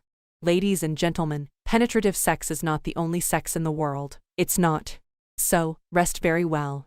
I never have and will never support masturbation, but your husband can familiarize himself with you. Hiding can't work. Open up and let the exploration begin. We needed to unlearn the expectation that penetrative sex was the ultimate goal. It is not. Sexual satisfaction is. Find what works for you and do it well. Then came a program called Sex, Love and Goop on Netflix. That was the first time that we encountered this class. We did not agree on many things within that documentary, but our breakthrough came through a procedure on the show. Calculated breathing. I realized that what my body was doing was natural. It prevented me from an antibody, and the reflex action was to close up. When I consciously take calculated breaths before we begin, I allow my body to relax. I also started to have conversations with my mind. This is good for me. This is good for us. He is one of us now. In, out, in again, out again. Slight pain, in, out, deeper, in, out. Like that, we won. Whoosh. God, the first time, it still hurt, but it was bearable. The second time, the pain was more sustainable. And like that, Jesus got the victory. This class has been beneficial to my husband and me. It helped put an end to our misery. By the time Miranda was done with her story, people were emotionally moved. They all applauded Miranda's husband, who stood solidly by her and refused to cheat on his wife. However, my parents knew that specific individuals may question the authenticity of Miranda's experience. And so my mom spoke up. She started by noting that it was not fiction. Medical records back up Miranda's and her husband's claim. My parents made the other couples there understand that there's always a reason behind every problem in marriages. Nothing just happens. They said that there's a reason or cause why people are sex addicts. And there is a reason behind the scene when you see that a lady suffers from vaginismus. They equally paid that when you are married but never satisfied with your partner no matter how she dedicates time for your we time. There's a reason for it. I was listening with rapt attention as they said that when a man, woman does not fancy or believe, have an interest in sex, there's a reason for it. Finally, Dad rounded up the session by saying that a lot of people have passed through one trauma or another in their early lives, that the results are one of the things we see manifesting in marriages nowadays, but it depends on what you do with those things before we say I do or even after you get into the institution called marriage. He said that he and his mom will always advocate for therapy, counseling while dating because of those negative things one might have encountered while growing. from childhood abuse, trauma, and all those to just basically having a different background while growing up. If one is not intentional about who to marry by taking therapy, counseling seriously, it will be a struggle. He quipped that while there are lots of lessons that could be drawn from the story of this couple, he would always recommend that people do their homework before taking this journey of life called marriage. This would go a long way to tackling most issues that could arise. I listened with pride. I was proud of the man that I grew up to know as my father. Although he treated me like a daughter and never for once made me feel inferior to his other children, there have been times when I wished that I had his blood flowing through my veins. I felt ashamed knowing that I had the DNA of a man who would go down in the history of the nation as one of the most terrible men who ever lived. There is nothing that I wouldn't give to change my history. I usually found myself thinking about how my life would have been, how I would have turned out to be if Julius succeeded in stealing me as a child when he wanted to. Would I be this refined young lady that I am today? Or would I equally end up as a criminal who was wanted in various parts of the country? Anyways, I was glad that things just turned out the way they did. The door suddenly opened, and here was Mom looking at me. I was eavesdropping all along, and I knew I was going to get punished. However, I used her situation to my advantage. I told her that I heard her call for me. She wasn't sure if she did, so she let me go. She probably thought that she did but forgot she did. Hey guys, what would you do if you were me and you had a mom who forgets stuff every 5 minutes after she says them? I would love to hear your thoughts. Hi guys, my name is Anita, and I am 17 years old. I am energetic and passionate about life. I hate to be on the losing side. I have experienced a lot of things that a girl my age shouldn't experience. I can't say that I lack the basic amenities of life. No. On the contrary, I have always had the things I wanted. Some of which were provided to me by my father, others, I was made to get myself by my mother. One could envy me from a distance, but when you come close to me and come into my world, you will discover that all the happiness, love, joy, and care were just an illusion, and my open world is not one you would desire. I had money but lacked the attention of my parents. Yes, our home was broken. I am the product of divorced parents, whose relationship was a mistake on the part of my dad and manipulation on the part of my mom. I stayed with my mom, who never really cared how I was doing except when she needed to use me for her games. My dad would trade anything just to be with me, but my mom kept me as leverage. Dad never knew the real me, and Mom didn't care. I'm sure that if my dad knew what his ex-wife was turning his daughter into, he would fight tooth and nail just to make sure I was taken away from her. Mom had us relocating on a constant basis, and so, I never had a steady life. I never had regular friends. I was here today and gone tomorrow. My academic life was as good as dead. I was no better than a dropout. We had to change schools frequently too, and wherever we went, Mummy made me lie that my dad was dead. This was something I never told Dad. People seemed drawn to me out of compassion. The girl who lost her dad. There was a time when I usually found myself wishing that things were different. As a growing child, I would find myself wishing that I had parents who could see eye to eye. It was just too much for me. I am who I am today because of my mom. And I am not grateful to her. She exposed me to the realities of life faster earlier than necessary. I can clearly remember the first day I saw people having sex. It is a memory I guess I would live with for the resting my life. There is nothing that I wouldn't give to wipe it off my mind. I can vividly remember coming back home from school really tired, wishing I would just for once run into the loving arms of a mother, only to have my dreams broken. I got home that day and found the door locked. Ask went by the window. I saw what I hate to remember. There was my mom used by 2 men. I was horrified at my bones. I couldn't move.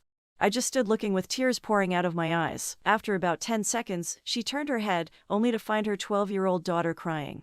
I ran away. I didn't know where I was running to. I just kept running. I didn't care where I was running to.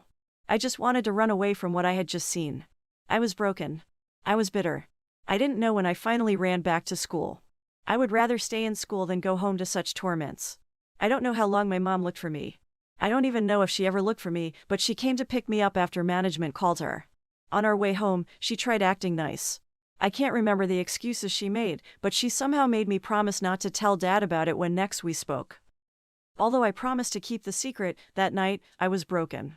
Until then, Mom had been like an angel in my eyes. Spotless, a sweet soul. How she could stoop so low to do such a thing was something I couldn't tell. I tried crying myself to sleep because the nightmare was happening with my eyes wide open. I prayed that it would just be a bad dream once I woke up. Very early the next morning, Mom actually started acting like nothing bizarre happened. She seemed like the mom I had known, but no matter how hard she tried, the wound was fresh, and it would take us a long time to heal. That ordeal was the first of many.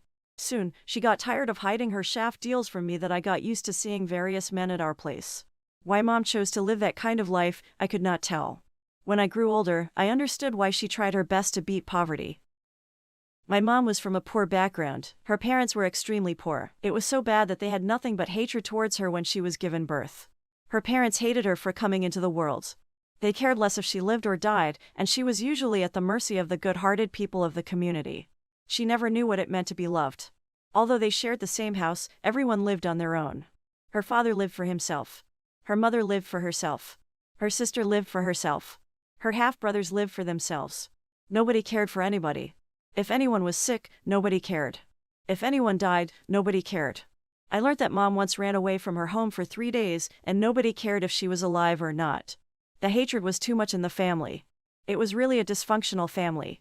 The parents had resentments for the children, and the children reciprocated the same gesture. It was regular to find her father fighting with her half-brothers over money, or Mom was seen fighting her mom over something trivial matter.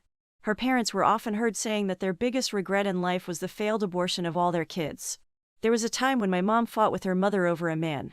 Her mother claimed that she was now going after her clients. Yes, Grandma slept with different men in the same bed she shared with Grandpa. The fight between Mom and Grandma was nothing new, but the comments made by Grandma fueled the hatred Mom had for her. Grandma told Mom that she would never amount to anything in life. Mom said to her that being nothing in life was better than ending up like her. However, she vowed to be better than her mom. The neighbors were constantly entertained by the family drama. Mom's family was everything terrible you could imagine. It was a jungle, and everyone lived like an animal. The school was not an option for the children because nobody was going to pay, so each child learned to fend for himself from an early stage. Mom was really smart. It seemed as though she was the smartest of all the children. She knew that sleeping with boys who were wallowing in poverty just like her would only turn out bad for her, so she decided to go for those who were better off than she was. She was going to go for the educated and wealthy. She soon started visiting bars and brothels where they were high and mighty patronized. Her game plan was to make a rich client develop emotional feelings towards her, and by so doing, she got him wrapped around her fingers. However, she soon discovered that nobody was willing to form a bond with a harlot, so she decided to take a different route. That was when she met my dad, Tony. Tony was from a wealthy family. He was from a good home.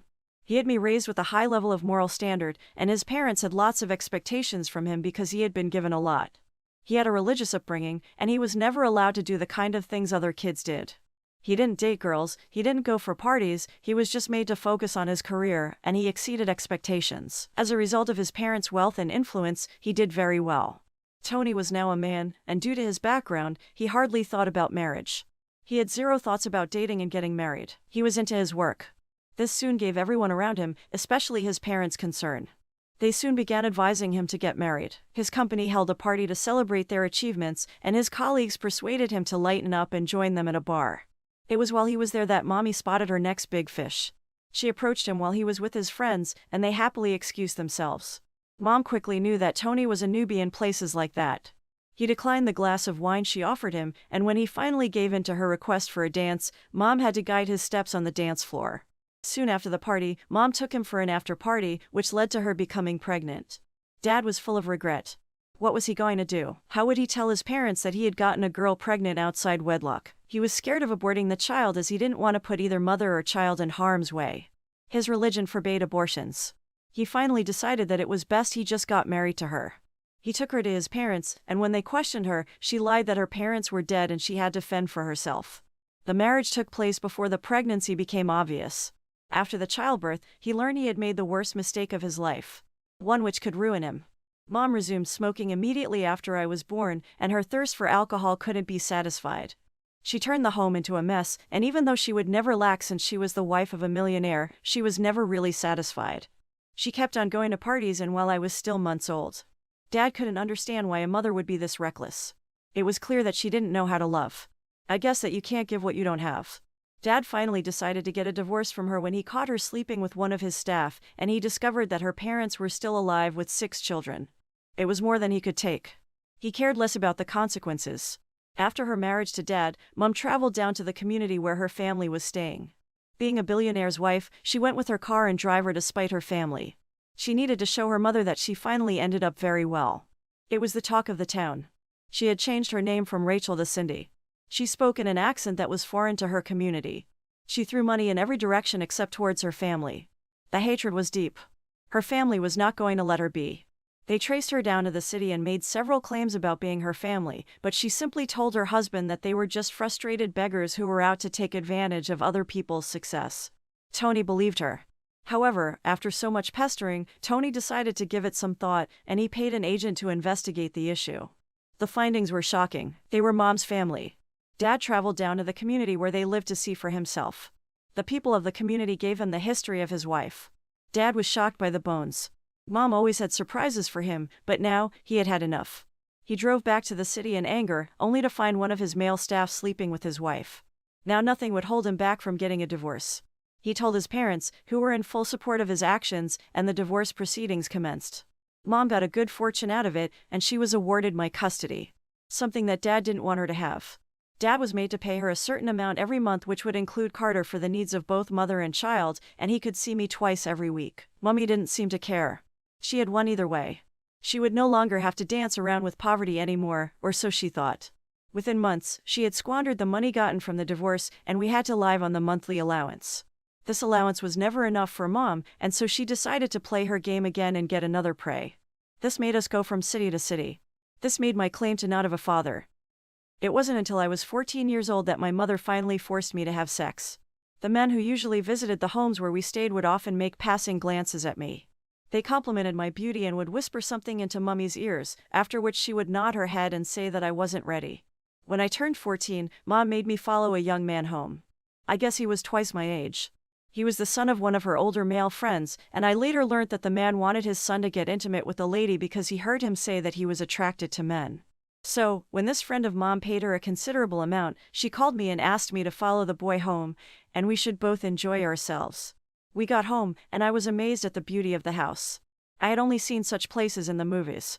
The servants quickly arranged dinner for the both of us, and we ate in his room. It was clear that everything was new to him as they were to me because I could tell that he was more nervous than I was. We played a bit, and he kissed me. We soon found ourselves trying to make the night a success story for our parents, and we eventually did. When I was driven home the next day, I was really embarrassed by Mom took the opportunity to give me some lecture on sexuality. I watched her glow with pride as she said that I had been initiated into womanhood and that it was a phase every girl must pass through. She said it was a privilege to have had my first encounter with the rich man's son. I didn't even know his name, and I was sure that he didn't know mine. This was how I got introduced to life, and it didn't take long before I became a pro in the area of dating. My mom and I soon formed a partnership. She would have me put the best schools where the kids of the wealthy usually went. I was to identify them and get close to them.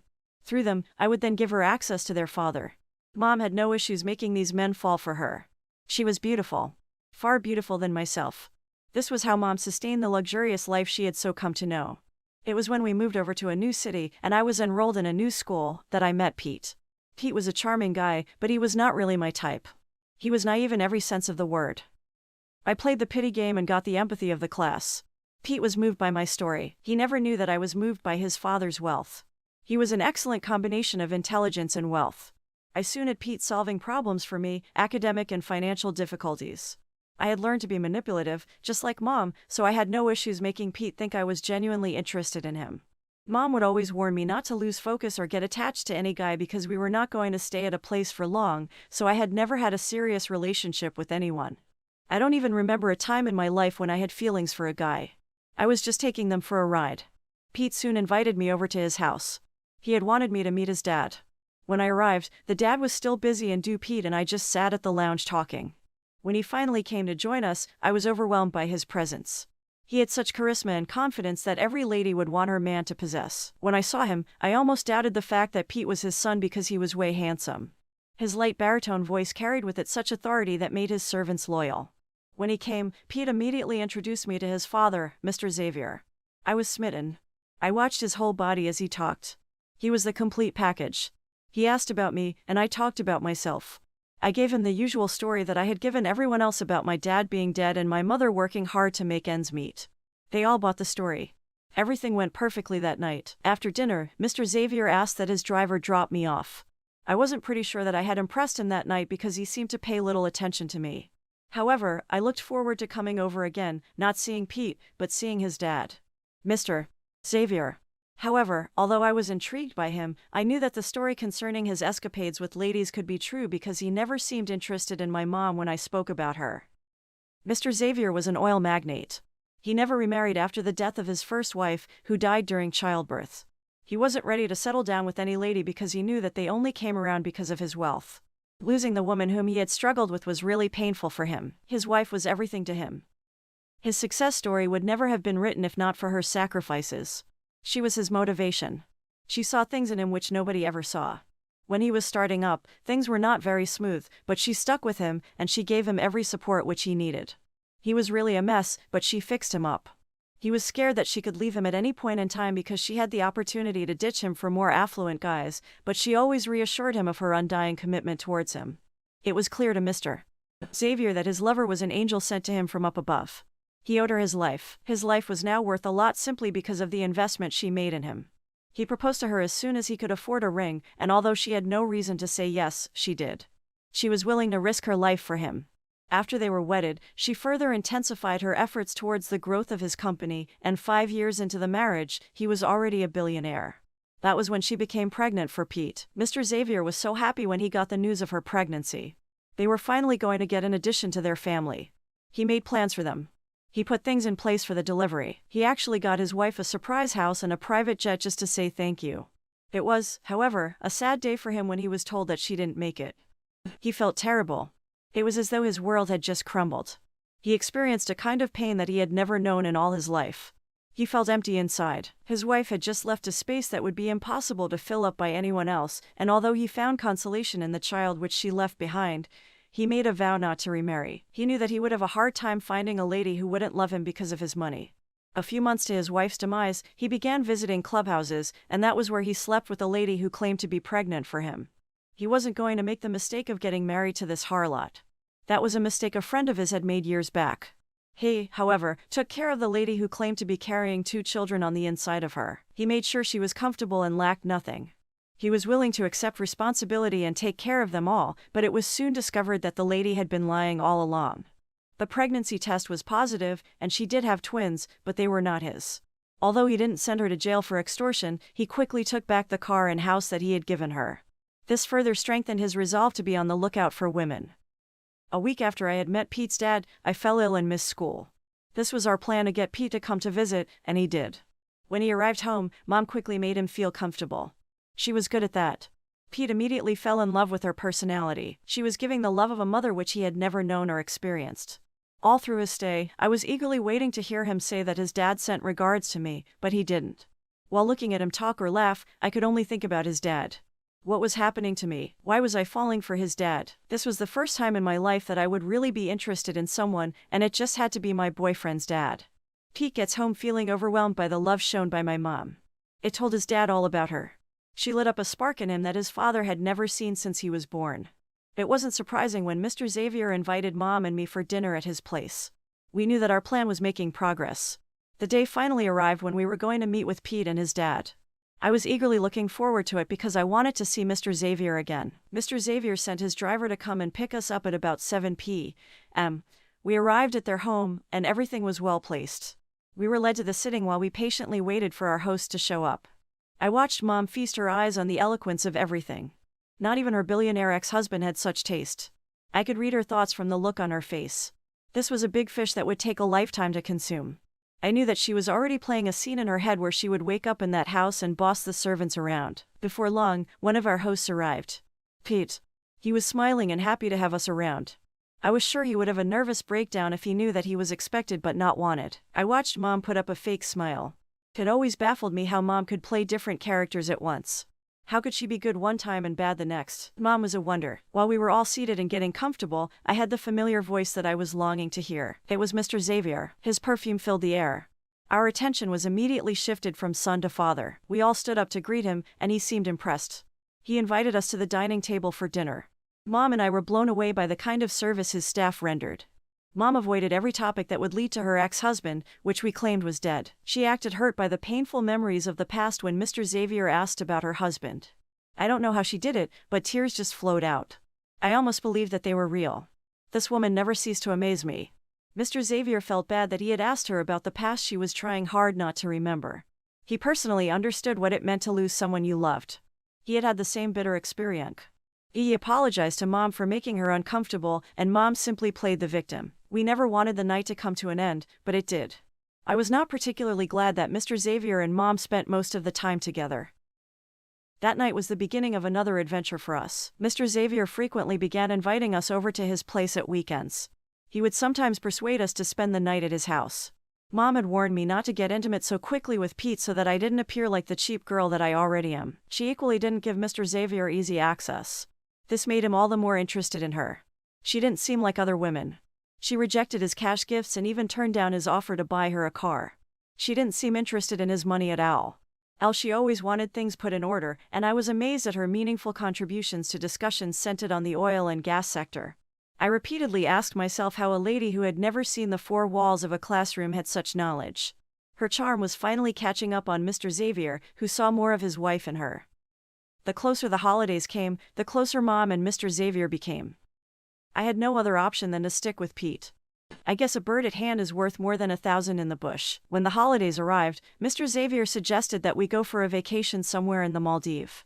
The Maldives is a living wonder. It was a sight to behold. We saw things we never knew existed. We visited places, went fishing, and partied. This was the kind of life that Mom desired, and we were living it. Everything was just perfect, even though I still wished Mom and I could trade places.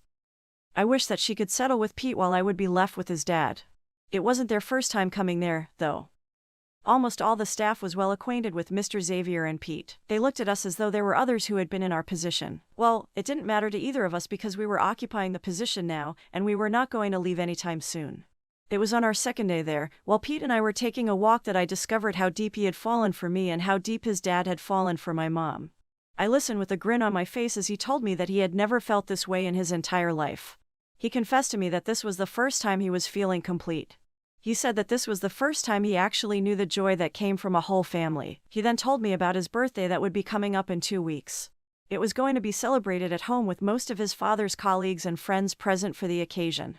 He said that all he desired for a birthday present was to move in with them permanently. I was glad that we had gotten this family, but I somehow felt bad because I knew that this chapter would soon come to go close, and they would be negatively affected once we left because they sincerely loved us. I then told him not to make decisions or wishes like that because his dad may not be in support of it. Although I knew that his dad wanted a relationship with my mom, I told Pete that his dad may just want to have both families as friends and nothing more. At that point, he told me what I never saw coming. Pete said that he has never been this way with any woman before. His dad always came alive when my mother was around.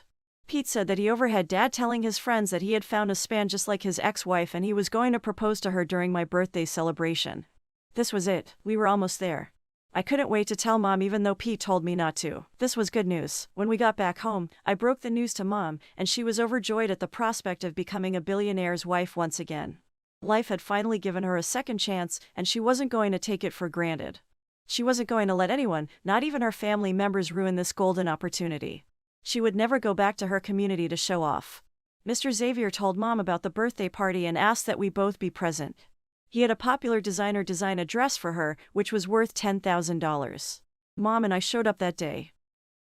We actually came earlier than most guests. Mom pretended as though she never knew what was set to happen. She was an actress indeed. While my mom was going through the guest list, her reaction suddenly changed. She immediately had us sneak out of place. We picked a cab and drove home as fast as we could. Once we got home, she asked me to pack up my bags quickly because we were relocating. I was surprised. Why should we migrate to another city now that everything was beginning to fall in place? As we boarded a train, she told me that the third name on the list of guests was Mr. Tony. My father. I knew that this meant that I would never see or hear from my boyfriend, whose dad I fell in love with. Hey guys, what would you do if you were me?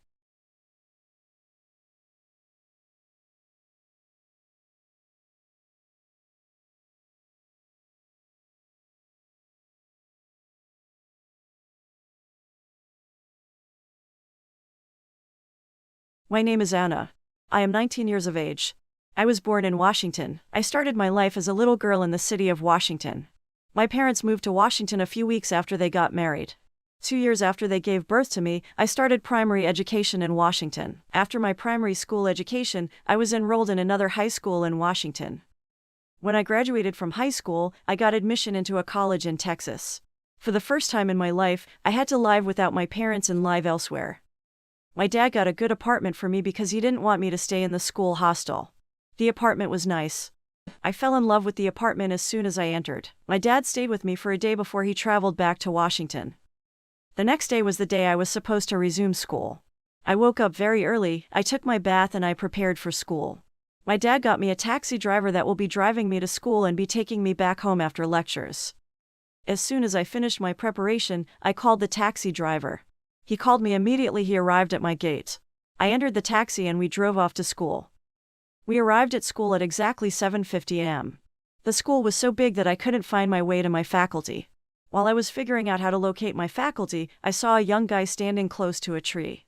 He was talking to someone on the phone, so I waited for him to end the call. As soon as he ended the call, I said hi. He replied and asked if he could help me. I told him that I am a new student. I said this is my first time in school. I said I am a law student, but I don't know where my faculty is. He welcomed me to the school. He said I will enjoy my stay at the school. He said I should follow him because he is also going to the faculty of law. I was very that help was in sight. After all the things I went through, I finally saw someone willing to help. We walked for 2 minutes and he showed me the faculty. He took me to my class so that I can meet my colleagues. When I got to my class, a lecturer was already in class. I stood outside waiting for the lecturer to come out so that I can enter the class. While the lecturer was dictating from his note, he walked to the front of the class. He saw me standing outside and he told me to enter the class. When I entered the class, he asked me if I am a member of the class and I replied in the affirmative. He asked me why I was standing outside. I said I am coming for the first time. I said I couldn't enter the class because I met him teaching. The lecturer told me to look for a sit and settle down. He said I do not have to wait outside when I am late to class. He said no lecturer will send me out of a class because I came late. The lecturer told me to take my sit and he continued teaching. We didn't have any lectures after that class. So, we decided to use the opportunity to know ourselves. The first thing we did was appoint a class representative. One of the teachers was called to help us organize it. He stood in front of the class and welcomed everyone. He advised us to take our studies seriously. He said the first and second years are the most important for a student. He said once a student does badly in his first 2 years, he said there is no way he or she will have a good result. He said once a student can scale through the first 2 years with a good result, he or she will graduate with a good grade. He said having a good grade is a big advantage in the labor market because every organization wants a good and competent worker. After advising us, he went back to the subject matter. He told those that have an interest in becoming the class representative to step forward. 2 female students and 3 female students went forward. The lecturer said it is now in our hands to decide who our class representative will be. He said because we are all meeting ourselves for the first time, he will give the 5 students the chance to sell themselves to the class. They mounted the podium one after the other to sell themselves to the class. After 45 minutes, they were through with their manifesto. The lecturer mounted the podium again. He said the next thing is to appoint our class representative through voting. He said the student that has the highest vote will become the class representative. We were 100 in the class, 95 of us were left to cast the vote. The lecturer told every student to tear a sheet of paper and write the name of their favorite candidate on it. He said after writing it, every student should step forward and drop it in the ballot box. The lecturer told the contestants to mention their names to the class again before the commencement of the voting. The first student stepped forward and mentioned his name. He told the class that his name is John. The second student stepped forward and did the same. He told the class that his name is Patrick. The third student stepped forward and she also did the same. She told the class that her name is Angela. The fourth student stepped forward and did the same. She told the class that her name is Anita, while the last student told the class that his name is Henry. After they mentioned their name, he told us to do as instructed. We all tore a sheet of paper and wrote the name of our preferred candidate. After the vote, the lecturer told one of us to count the vote. After the counting, the lecturer announced the results. He said John had 65 votes, Patrick had 10 votes, Anita had 10 votes, and Angela had 6 votes while Henry had 4 votes. The lecturer said by vote cast, John has been elected as the class representative. The whole class shouted. Some of the students went to the podium and hugged him. After some time, the lecturer told everybody to return to their seats while the contestant should remain standing. He told the candidates to display the spirit of sportsmanship by shaking each other. After they did that, he told the other 4 students to return to their seats while John should remain standing. The lecturer told John that if he wants to be a successful class representative, he has to take everybody in the class along in everything he does. He said if a lecturer gives the class assignment, he has to make sure that everybody in the class gets the assignment. He said if he wants to submit an assignment too, he has to make sure that at least the majority of the class has submitted. He said the welfare of the class is part of his duties. He said if he does not see any student in class, he has to call that student to know why he or she is absent. He said one of the ways he can achieve that is to create a WhatsApp group for the class. After the lecturer finished his speech, he told John to return to his seat and the lecturer left our class. When the lecturer left the class, some of John's friends went to him and congratulated him again. They took him to the restaurant to celebrate his victory. When I realized that there was nothing left for me to do, I called my taxi driver to take me home. He told me to wait for him in front of the school gate so that he wouldn't bother entering the school gate. I boarded one of the taxis on the campus and I alighted at the school gate. 5 minutes later, my taxi driver arrived. I entered his car and he drove off. I got home around 3 p.m. As soon as I entered the house, I went straight to the bathroom and took a shower. After taking a shower, I ate the food I bought on my way home. After eating, I lied down on my couch and slept off. I woke up around 8 p.m. When I woke up, I walked into my room and continued my sleep. I woke up very early the next day because I didn't want to get to class late. I called my taxi driver before I entered the bathroom to take my bath. I knew he will arrive before I finish my preparation for class. 20 minutes after, my taxi driver called me and informed me that he is in front of my gate. I was still putting on my cloth when he called. I told him that I will join him in a few minutes. 5 minutes after, I joined my taxi driver in his car and we drove to school. I entered my class at exactly 7:50 a.m. Our first lecture was to begin at 8 a.m., so we had little time to gist. John walked to the front of the class and addressed the class for the first time since he was elected as the class representative. He thanked us all for voting for him and he promised to work diligently for the success of all the students in the class. He said he will make sure every information is passed as it when due. He said his first task as a class representative is to create a class group. He passed a blank paper around the class. He said everyone should write his or her cell phone number on the paper so that they can be added to the group. At exactly 8 a.m., a lecturer entered our class, so we suspended what we were doing. When the lecturer ended his class, another lecturer came in. We had lectures until we went for a break. After the break, there was no lecture, so we continued writing our numbers. John created a group that night and he started giving us information on the group. He would tell us whenever we have a lecture or whenever a lecture is cancelled. One day, I received a message from an unknown number on WhatsApp. The message I received was, "Hey pretty, how are you?" I didn't reply because the number looked strange.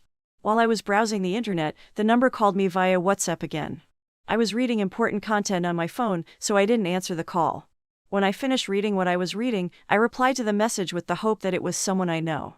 After replying that I was fine, I asked the person who he is and how he got my number. He asked me which of the questions do I want him to answer first.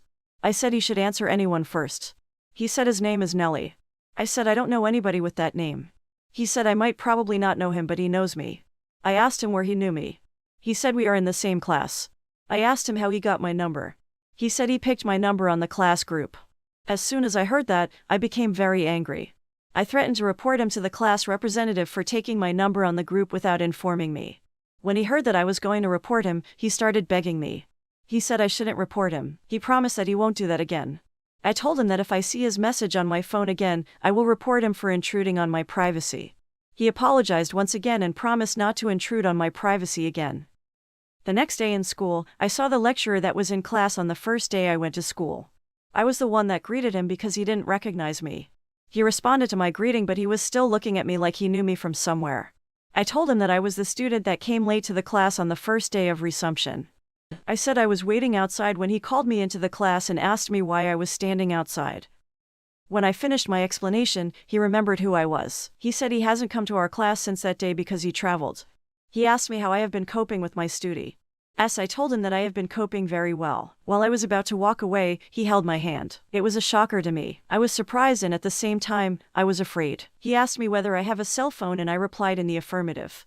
He gave me his phone and told me to type my save my number on his phone. I collected his phone and did as he instructed. I walked away from him and I returned to my class. We had only one lecture after that. As soon as the lecture ended, I called my taxi driver to come and take me home. When he arrived, I entered the car and he drove me home. I was very hungry when I got home. I rushed into the kitchen to prepare a meal for myself. While I was preparing the meal, I quickly entered the bathroom and took a shower. 30 minutes later, my food was ready. I ate my food in the sitting room. After eating, I lied on my couch like I used to. At exactly 9 p.m., I went into my room and slept off. It was my lecturer's call that woke me the next morning. I was surprised to see his call very early in the morning. I didn't want to answer the phone at first, but I thought within myself that he might have an important message for me. When I answered the phone, I respectably greeted him. He noticed that my voice was not as audible as it used to. He asked me if I was still sleeping. I told him that it was his call that woke me up from my sleep. He apologized for disturbing my sleep. I said he doesn't need to apologize because his call came at the right time. I said if he didn't call, I would have been late for class because I will still be sleeping by now. He said if I come to school, I should make sure that I see him in his office before I leave. I told him that I would do that. As soon as the call ended, I started thinking within myself that why will a lecturer want to see me in his office? I concluded within myself that he might have important information for me. When I finished preparing for school, I called my taxi driver. He arrived in a few minutes and he drove me off to school. I got to school around 7:45 a.m. I knew I had 15 minutes before the commencement of the lecture, so I went straight to Dr. Peter's office. I met his door open, but he wasn't in his office. I called his cell phone number to inform him that I am in front of his office. But he didn't answer his call. When I didn't see him, I had no other option than to go to class. 5 minutes later, Dr. Peter returned my call. He asked me where I am. I told him that I was in front of his office when I called him. He said he was in a meeting with his colleagues, which was the reason he wasn't able to answer my call. I told him that I have left his office and I am presently in class. He said he will be in his office by 9 p.m. He said from 9 p.m., I can come and see him in his office. At exactly 8 a.m., a lecturer entered our class. He taught us until 10 a.m. As soon as he left, another lecturer entered the class. We had lectures until 2 p.m. As soon as L left the class, I went straight to the school's restaurant because I was very hungry. After eating to my satisfaction, I called Dr. Peter. When he answered the phone, he asked me where I was. I told him that I am at the school restaurant. He said I can come and see him in his office now. I left the school restaurant and walked to Dr. Peter's office. When I got to the door of his office, I knocked. He already knew I was the one, therefore, he didn't hesitate to tell me to enter. When I entered his office, he told me to sit on his couch. I was surprised to see a very big couch in his office. I sat on the couch thinking why this man invited me to his office. He excused himself and went out of his office. He returned 5 minutes later with a bottle of wine. I told him that he didn't need to disturb himself because I just left the school restaurant. He said it's not compulsory I drink the wine in his office, he said I can take it home. He placed the wine in front of me and sat very close to me. He didn't say anything for some seconds, so I started wondering why he told me to come in the first place. I looked at his face and I asked him the reason he asked me to see him in his office. Dr. Peter said since he became a lecturer, he has had nothing to do with his students. He said he tries to avoid his students. He said my case seems different. He said he began to like me from the first day he saw me. He said he knows what he is about to tell me might sound weird, but it is from the bottom of his mind. Dr. Peter said he likes me and he wants me to be his girlfriend. I didn't know whether to cry or laugh when he said it. It was annoying to me because I knew he will have a wife at home. I asked him whether he has a wife at home. He said he has a wife and 2 kids. I said why he will want to date a young girl like me when he has a wife at home. He said I shouldn't bother about his wife. He said his wife wouldn't know about our relationship. I stood up angrily and walked out of his office. I didn't even bother to call my taxi driver that day because of the anger in me. I used public transport to get to my house. When I got home, I took a shower to relax. After taking the shower, I cooked a delicious meal for myself. While I was in the sitting room watching television, Dr. Peter's call came in. I thought within me whether to answer the phone or not. Before I could decide, the call ended. A few seconds later, he called again. I answered at this time with an angry tone. Immediately I answered the call, I asked him why he was calling me. He said he wanted to let me know that what I did was very wrong. He said even if I do not want to date him, I shouldn't have walked out on him. He said at least he is old enough to be my father. I told him that if he knows he is old enough to be my father, why he would want to date someone as young as his daughter. He became very angry and started ranting on phone. He said he would let me know that he is my lecturer. He said I will suffer a lot to pass his course. He said he has a lot of friends in the department. He said he will do everything to frustrate my stay in school. He said he has come across many stubborn students like me during his career and he has dealt with them severely. He said my case won't be any different. I ended the call in anger. Throughout that night, I was very angry. The next day, I went to school very angry. I got to school at exactly 7:50 a.m. At exactly 8 a.m., Dr. Peter entered our class. He taught us for 2 hours before he left our class. As soon as he left the class, I walked out of the class and sat under a chair that was under a tree. While I was sitting, a young guy in his mid-20s approached me. He greeted me and I responded. He noticed that there was an element of anger in me. He asked what could make a young and beautiful girl like me angry at that time of the day. I told him that I am fine. He said his name is Nelly. I said I do not know anybody with such a name. He said I will remember him if I think very well. I told him that I don't know anybody with such a name. He said he was the guy that sent me a message on WhatsApp some days ago. He said he came to apologize for what he did. I told him that he shouldn't have bothered because I have forgotten about it. Nelly and I began to talk that day and we bonded very well. We talked until the school closed. After the school closed, we went to our respective homes. When I got home, I was the first to send Nelly a message on WhatsApp. I told him to forget about what happened the previous day. I said he can chat and call me anytime he wants. Henry was so happy. He said he wanted to know why I was angry back in school. I told him that his anger was caused by one of our lecturers. He asked me who the lecturer is. I said it is Dr. Peter. I told Nelly that Dr. Peter called me one morning that I should see him in his office. I said I didn't know what I wanted to do for him, but I went. I said when I got there, he told me something irritating. Nelly asked what he told me. I said he told me that he wants to date me. I said when he mentioned it, I walked out on him. I said when I got home, he called me and threatened that he will make sure I fail his course. Nelly asked what I did after that. I said I didn't do anything. I said I have made up my mind to read very well for the upcoming examination. I said I want to see whether he will fail me if I write what he taught me in class. I told Nelly that I was already feeling sleepy. I said we will meet in school the next day. The next day in school, Nelly came to me and told me that he wants to tell me something. He said he doesn't know if I will accept it or not. I said he should say what he wants to say. He said he will like to stay in my place so that we can read together for the upcoming exam. I said that's a good idea. I said reading together will help me a lot. I left school around 1 p.m. that day because we weren't doing anything. None of our lecturers came to class because we have already concluded the topics for the semester. We were all waiting for our examination. 1 week before the exam, Nelly came to my house and we started staying together. We drafted a timetable for our reading. We had 8 courses in total, so we divided them into 2. We will read a course in the morning and another in the afternoon. We were reading one day when I mistakenly saw Nelly's anaconda through his boxer. Nelly's anaconda was very hard. I knew Nelly was thinking about having sex with me. I wanted him to know that I saw his anaconda, so I asked him why his anaconda was so hard. He said he doesn't know. He said it happens to him sometimes. I smiled knowing that he was lying. I moved close to him and I held his anaconda. As soon as I held his anaconda, he dipped his hands in my boobs too. I was caressing his anaconda and he was caressing my boobs. The pleasure was out of this world. After caressing me for minutes, I walked him to my room and we had sex. After the sex that day, we continued to have sex until the day of the exam. On the day of the commencement of our exam, we had early morning sex before we left for school. The exam came and I did my best.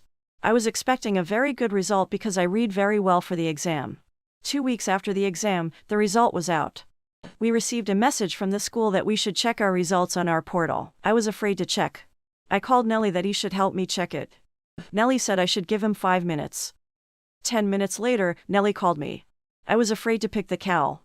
When I eventually picked the call, Nelly read my results to me. It was a fantastic result. I did very well in all my courses including Dr. Peter's course. My result was the best in my class. 2 weeks later, we resumed for the second semester. People began to notice me in class. I began to have a lot of friends because everybody wanted me to share my knowledge with them. 4 years later I graduated from college as the best graduating student in my school. The convocation ceremony was attended by many people. My parents invited a lot of their friends to my convocation. They wanted them to come and see how their daughter made them proud. After the convocation, I left Texas and returned to Washington with my parents. I stayed with my parents for 3 months before I got a job in a reputable company in California. When I got the job, I left Washington and relocated to California. I resumed at the office the next Monday after I traveled to Washington. When I resumed, my first stop was at the office of the chief executive officer of the company. She welcomed me. She told me what the company wants from me and she told me to make them proud. When I left the chief executive officer's office, I was taken to the office of the manager. The manager told me almost exactly what the CEO told me. From the manager's office, I was taken to the office of my direct boss. My direct boss briefed me on a lot of things. He told me my job description, the do's and don'ts of the organization, and the level of performance that is expected of me. After the entire introduction, I was taken to my office. The manager brought 2 ladies to my office. He said they are my assistants. He said I should call on any of them if I need anything. Days went by and I continued my job in the company. I made sure that I do all that is expected of me without delay. I noticed that my boss started having an interest in me. I was happy because he is a handsome and caring guy. Most of the time, he takes me on a lunch break. He buys other things for me aside from food. I was enjoying his company, waiting patiently for him to say what I wanted to hear. One day, I wore a very sexy dress to the office. The dress was so sexy that my boss had to compliment it twice. My boss used to compliment my dress often, but it was just too much that day. When he kept complimenting me, I knew he was up to something. I was sitting in my office when I saw his call. I hurriedly answered, thinking he has something important for me. He told me to come to his office. When I got to his office, I stood for 3 minutes and my boss did not say anything. After some time, he walked close to me. Once again, he talked about my dress. He asked me if he can kiss me. I said he can. He said he doesn't want an ordinary kiss. He said what he wants is a French kiss. I said I haven't heard of that before and I do not know what it means and how to do it. He said I shouldn't worry, that he will teach me. He said he wants to explain it to me before we start. He said a French kiss is a kiss in which one or both partners use their tongues to stimulate each other's mouths for mutual sexual pleasure. My boss taught me French kiss and we did it. It was an exciting time with my boss. I kept asking for more and my boss was always ready to give me. Hey, guys, please let me know if this is right or if this is what I should do, or please let me have your thoughts on this. This story takes place in the heart of France, Paris. Paris is one of the most romantic places ever to exist. They call it the city of love. Is it really, though? I am Iris, and this month I'll be turning 18-year-old. I was born, and I have lived all my life in Paris. When talking about Paris, the thing that comes to our mind is Eiffel Tower, streets crowded with tourists, beautiful little coffee shops, and the list goes on. However, what people don't know is that one of Paris's best-kept secrets is the countryside. That's where I live. It's a tiny piece of heaven tucked away in the 20th arrondissement of Paris known as La Campagne à Paris. I love where I live. The views are straight from a movie. Each building is unique and quirky with gentle pastel colors and paved, cobbled paths. It's nothing like the rest of Paris. In a good way. Life is easy here.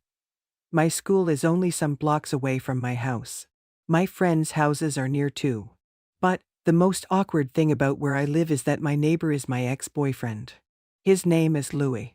Louis was great in everything that a girl could ask for. A great smile, tall, respectful. But he was too good. When I see that the person I'm dating is way too much into me, I tend to stand back. We never argued, and there was never drama. And this kind of makes me get bored of it. I want my relationship to be exciting, with ups and downs, as it should be. I want someone to disagree with me, not just agree with everything I say, like they don't have an opinion on their own. However, I don't know if I can call him my ex-boyfriend because it was more like just a summer fling. We dated the whole of last summer. I get a feeling that he is still not over me. But what can I do? I get bored so easily. And it's actually a serious problem. Do you know that feeling when you are in summer and feel so vulnerable? You feel like you are free to do anything. A new hair color, a new tattoo, a new piercing, sometimes even a new boyfriend. Ugh, I miss summer right now. Winters can be so depressive. And I can't even wear what I want to wear. I love wearing crop tops and letting my stomach out a little bit. This is the last year of high school. Next year, God knows where I'll be because I still don't even know what I want to study in college. However, I am excited for this year. We have prom, and also I have to pass my driving license. I hope Louis doesn't ask me to be his prom date because that would be awkward. I don't know about the country you live in, but prom is usually the night for couples to lose their virginities here. I wouldn't wait for prom night, but I still haven't found someone special yet. Call me old-fashioned, but I don't want to lose my virginity with someone like Louis.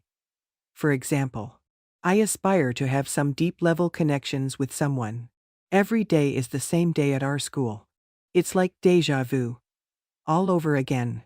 But, one day, one random Thursday, a new boy came into my class. He walked and then sat without even starting at anyone. He was tall, dark-skinned, curly hair. The teacher made him introduce himself. Apparently, his name is Aaron. During the lunch break, all the girls were all over him. I knew this would happen.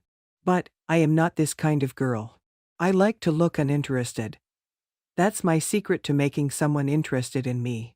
Days went by, and we didn't even talk. But I could notice some stares here and there. I saw how he was talking to the other girls. And I could tell that he wasn't just like any other guy.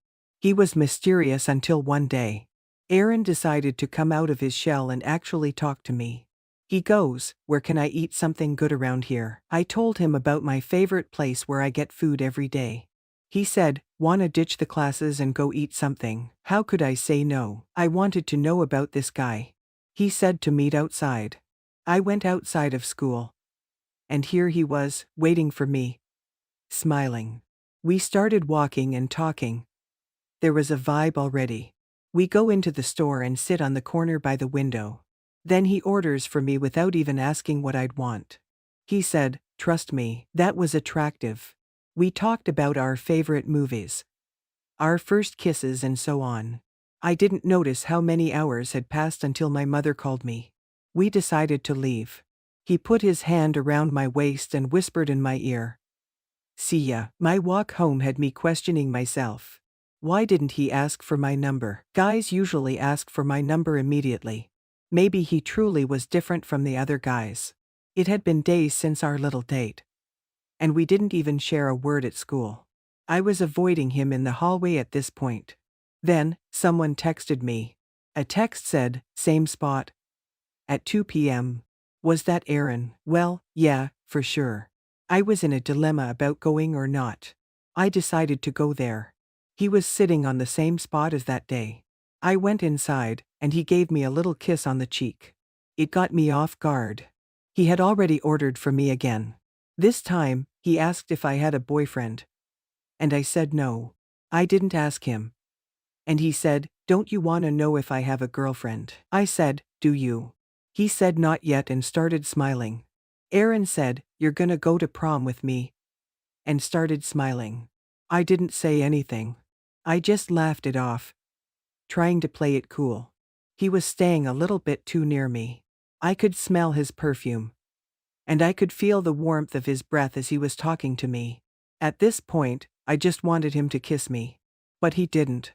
That's how our second date ended. As I was walking home, I saw Louis, the ex. He said that he wanted to talk to me. And I said sure. He started holding my hand, asking me to go to prom with him. I said no and told him that I'd made plans with someone else. He seemed angry and wanted to know who the guy was. "Why would you care?" I said. He said that he wanted to know so he could fight the guy. I immediately started laughing. But he seemed to be talking seriously. Knowing that Louis probably still loves me, I was worried. I was worried about what would happen. I didn't want anything to affect my relationship with Aaron. We had a good start. It was almost prom night. And everyone was starting to freak out. I still didn't have any idea of what I was gonna wear. As I talked with my girls about some dresses, I got a text. Aaron had texted me saying, "Meet me after school." So, that's what I did. We met. He said that today we're going to find our prom outfits. At first, I was like no. But then he got me into it. We went to a couple of stores. And nothing. It was my time to try for some dresses. He was the one picking the dresses for me.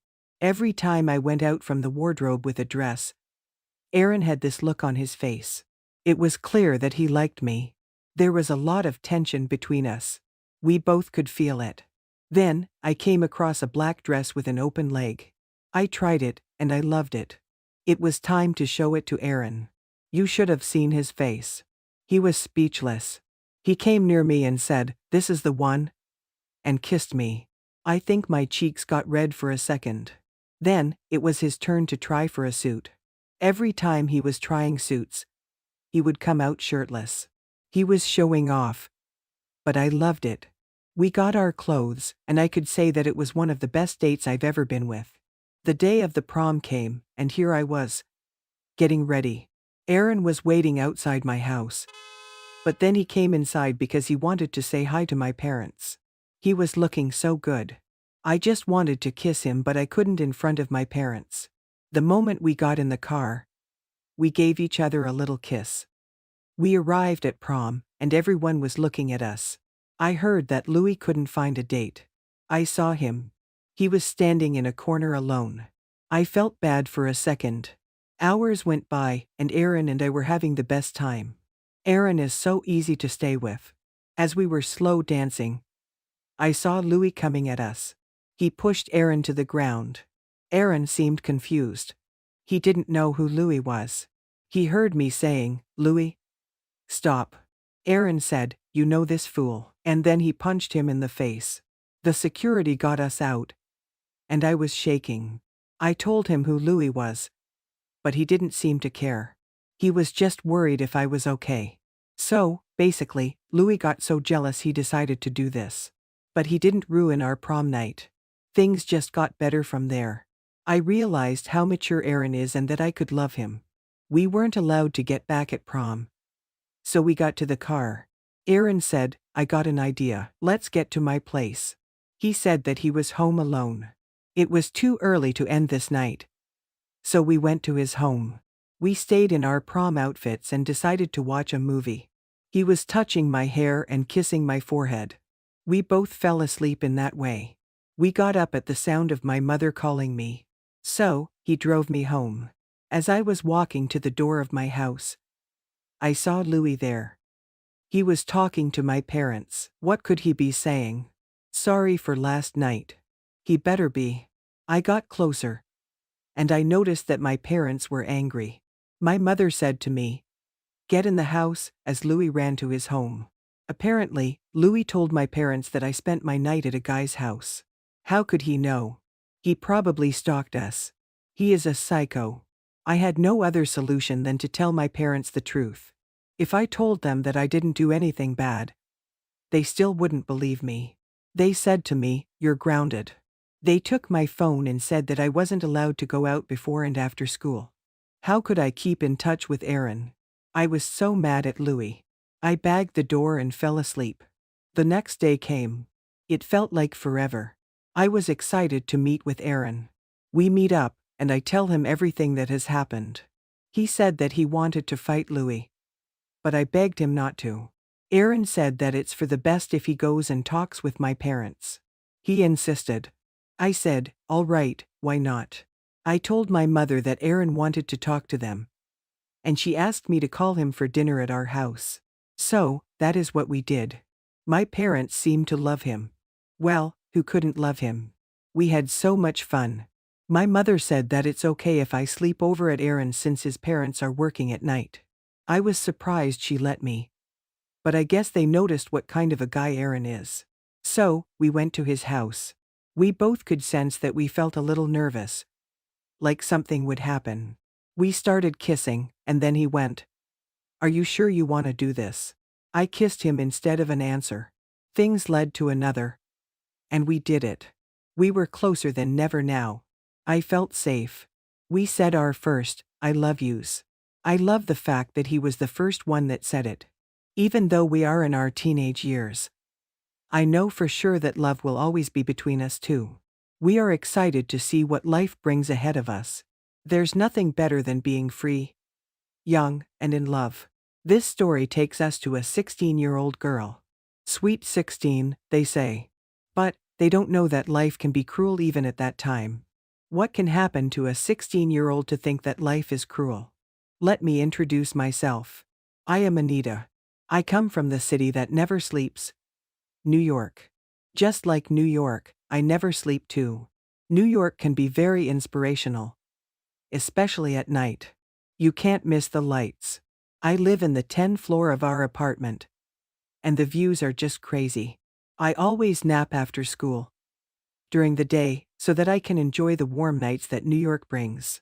My favorite part of the day is sitting on my balcony, just like I am right now. I either am writing, watching a TV show, or sometimes I get lost in my own thoughts. My go-to TV show right now is definitely Game of Thrones. Everyone has a guilty pleasure. For me are TV shows and movies. I don't have a specific favorite genre. It simply has to have a beautiful, inspirational message behind it.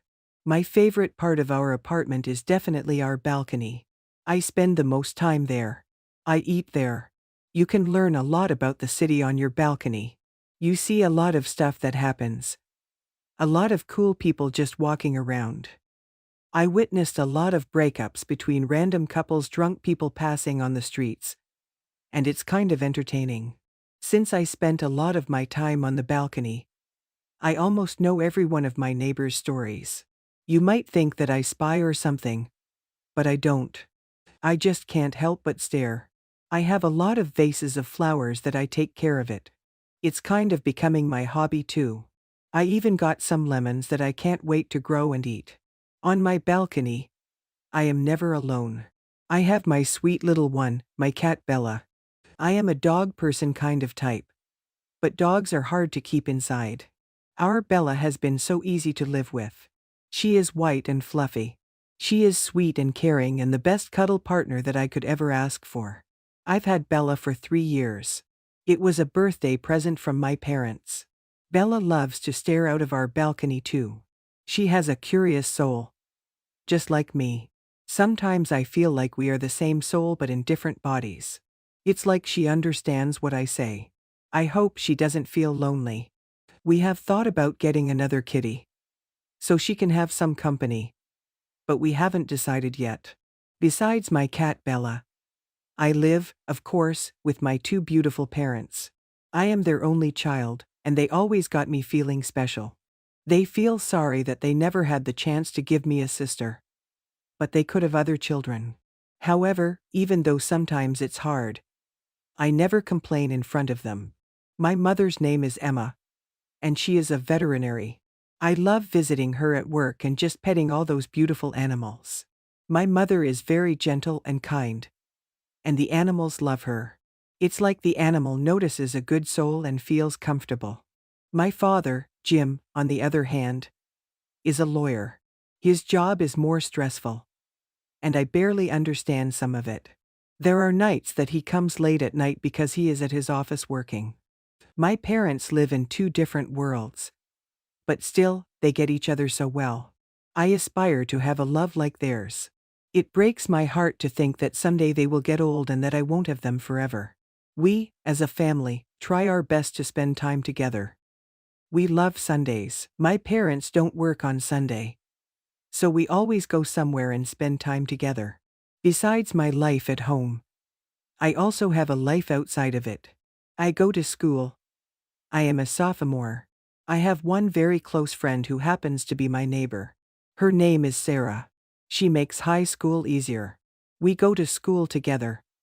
And we come back together. She is like a sister to me. Like everyone, I don't like school.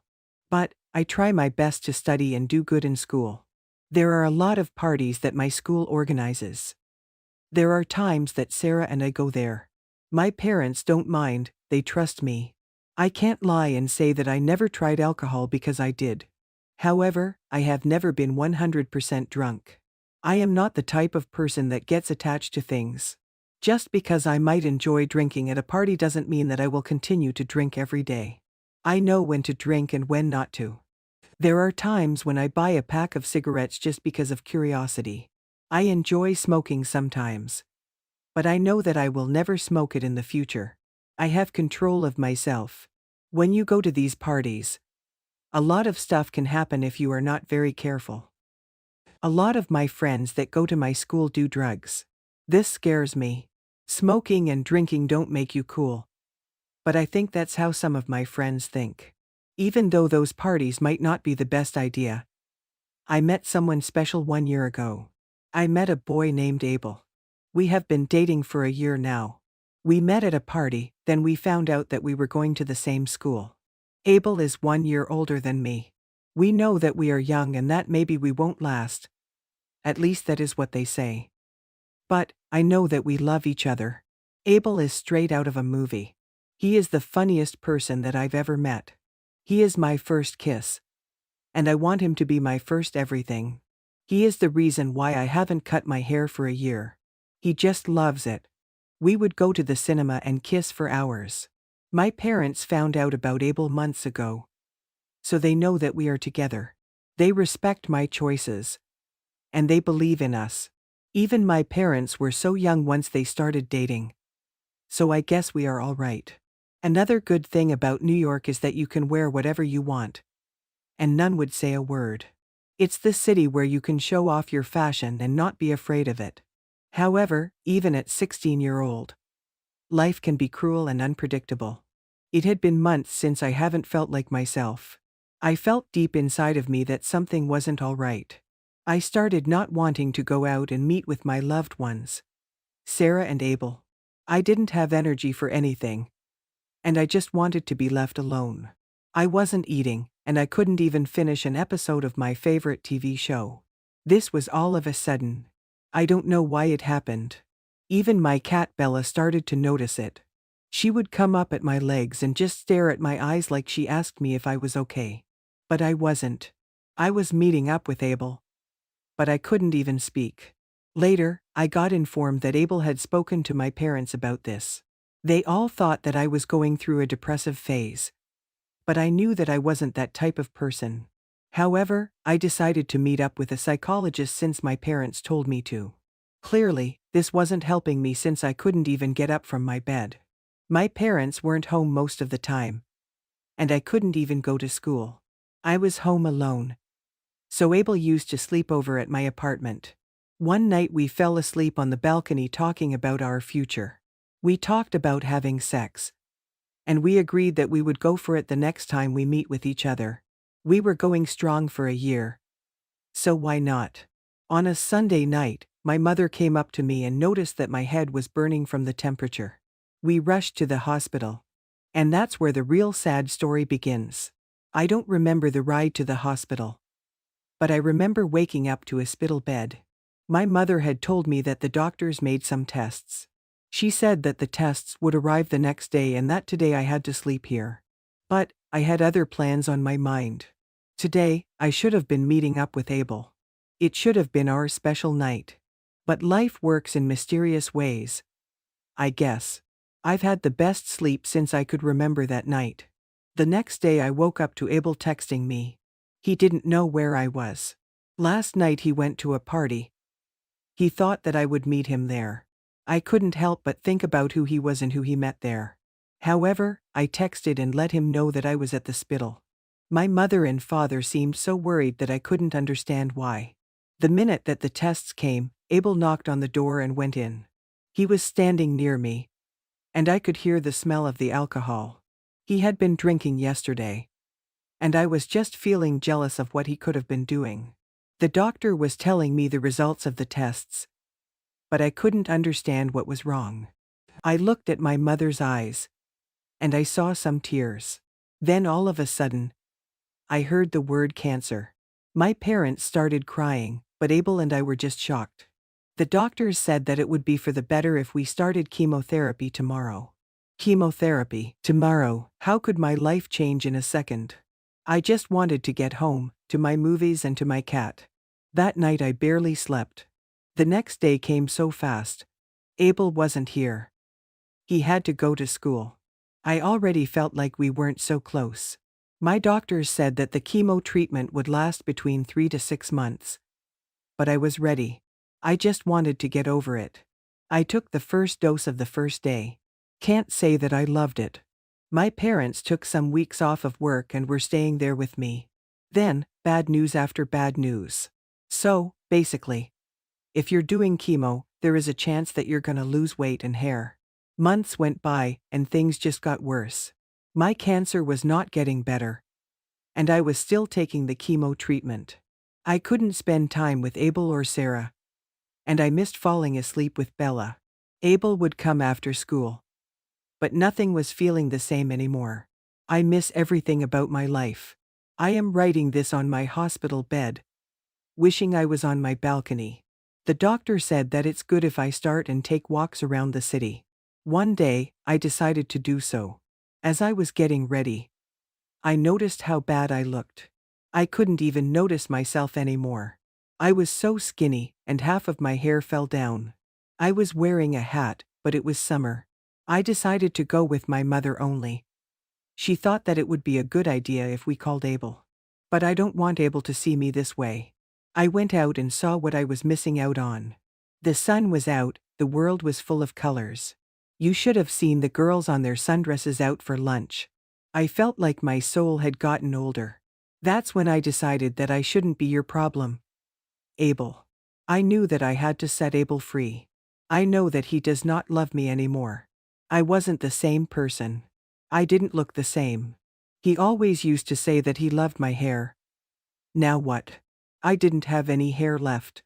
He should continue to live his life. He's young. I texted him so we could meet and say our goodbyes. That was the last time that Anita had written. She had actually passed that day. The cancer had covered her whole body. Her body's ashes are going to be on her favorite place, her balcony, so her soul can still watch over the beautiful sky of the city that never sleeps. I left my sound at max on the phone accidentally and watched an 18+ video on Bath. My name is Jessica. I am 20 years old. I live in Florida. I had a very rough background because my mom died while I was 15 years. The death brought me a lot of pain. 5 years after, I am yet to recover from the death of my mom. I haven't forgiven my dad since my mom died because he was among the causes of my mom's death. The doctors confirmed that my mom died as a result of internal bleeding. My dad was a drunkard. He usually comes home drunk every day. My mom kept telling him to stop, but he didn't. One day, he came home drunk. My mom talked to him like she used to anytime he comes home drunk. I didn't know what came over him that day. He hit my mom. He hit her severely that she had to be rushed to a hospital. After 3 days, my mom was discharged from the hospital, but she was still not 100% okay. She fell sick again, but she didn't go to the hospital early. When she died, the doctors carried out an autopsy on her. The result of the autopsy showed that she died of an internal injury that she sustained when my dad raised his hands on her. My dad was sorry for his action, but the deed has already been done. He was charged with manslaughter, but he was later released after spending 2 months in prison. 3 years after the death of my mom, my dad remarried. He married a woman from Florida. He invited only a few people to the wedding ceremony because he didn't want people to know that he was getting married. I didn't get to meet the woman he married until the night of the wedding when she came home. She came with a 12-year-old boy that has another father. I didn't want to live with them, but I had no option. I graduated from primary school a few days after my dad's wedding. 6 months after, I enrolled in a high school. When I got to high school, I made a lot of friends. After closing from school, I will go to my friend's place. Sometimes, I will be there until late in the evening before I returned home. I was just happy with anything that will take me away from my dad's wife. One day, I came home very late. My stepmom was curious to know where I was coming from. She started ranting in the sitting room that I am fond of going out and returning late. She said I am a small girl and that is not good for me. From the bottom of her heart, I knew her advice was good. But she wasn't doing it with good intention. She intended to spike my father up against me. She continued ranting in the sitting room. She expected my dad to say something, but he didn't. He kept looking at her. When he finished eating his food, he went straight into his room. The next day, my stepmom's son Philip saw me sitting in the sitting room and he sat close to me. At first, I wanted to leave his sight, but I noticed that my dad was looking at me, so I kept my calm. A few seconds later, my dad walked away from the sitting room. Philip noticed that I was waiting for my dad to leave the sitting room so that I can walk away from him. Therefore, as soon as my dad walked away, he started begging me not to leave. I asked him why he was begging me. He said he knows what I wanted to do. I asked him what he claimed to know. He said he knows I want to walk away from him. He said I should not do that. I asked him why I should be sitting with him when we have nothing to discuss. He said he has something to discuss with me. I said he should say whatever he wants to say because I am listening. I was already up from my seat when I was talking. He pleaded with me that I should sit before he can say what he wants to say. For a while, I told myself that I do not need to transfer the aggression in me to him. I thought within myself that he wasn't the one that offended me. I sat as he instructed and I told him to say what he wants to say. Philip started by apologizing. He said he knew his mom went overboard yesterday. He said since his mom came to the house, we have been living like enemies. He said it's not supposed to be like that. He said we are all living in the same house, so we should live like one big family. He said there is no gain in living like enemies in the same house. I sat down for a while and thought about what he said. I thought within me that everything Philip said was the truth. I said to Philip that I understood everything he said perfectly. I said I don't have any issues with his mom. I said I just feel like his mom doesn't like me. I told him that I think that his mom sees me as a threat. He said his mom does not see me as a threat. He said his mom is a very nice woman. He said the issue I am having with his mom was because I have not fully understood who she is. He said once I understand her perfectly, we wouldn't have issues again. He said he would talk to his mom and make her see the need to live as one happy family. He said he knows his mom will listen to him. I told Philip that I don't have any problem with his mom. I said if she is ready to live with me peacefully, I will also live with her peacefully. Philip left the sitting room and went into his mom's room. I didn't know what he told her, but I believed he told her about the reconciliation. 20 minutes after, Philip and his mom walked into the sitting room. I didn't look at her face because I was still angered by what she did to me the previous day. She then sat close to me on the couch and asked for forgiveness. She said she knew we haven't been living as a family since she came into the house. She said she knows that the fault is from her. She said she is ready to make amends and make us live like one big family. I was happy to hear that. I told her I don't have any issue with her. I said she is old enough to be my mom. Therefore, she ought to take me as a child. I said she ought to treat me the same way she treats her son Philip. She said I should forget what has passed and let us start a new chapter. I told her that I heard everything she said. She said to prove to me that she is happy with me, she will cook anything I want for dinner. I told her to prepare what my dad wants rather than what I want. She said my dad doesn't have any issue with shat she cooks. She said my dad eats whatever she cooks without complaining. She said I have to mention what she will prepare for dinner. I told her to cook fried rice and chicken. She said my chicken will be the biggest. She left after I told her what to cook, but Philip remained in the sitting room. Philip and I discussed a lot of things. He asked about my academics and other stuff. He urged me to show him anything that I have been taught in school that I do not understand.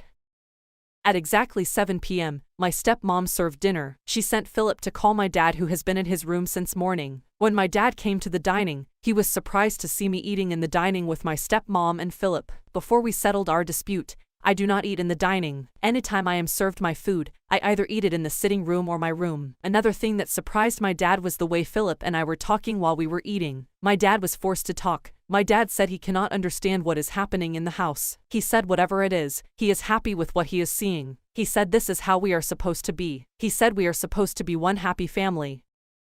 My stepmom told my dad that we have settled all disputes and we are now living as one big family that we are. My dad was very happy. He said my stepmom has just made his day with what she told him. He said what he heard calls for celebration. He said we should all prepare to go to the beach the next day. Philip and I screamed when we heard about going to the beach. None of us have gone to the beach before. I have been hearing about how fun the beach is, but I haven't had the opportunity to go. So, when my dad mentioned the beach, it was as if he knew what I wanted. After dinner, we all went into our separate rooms and slept.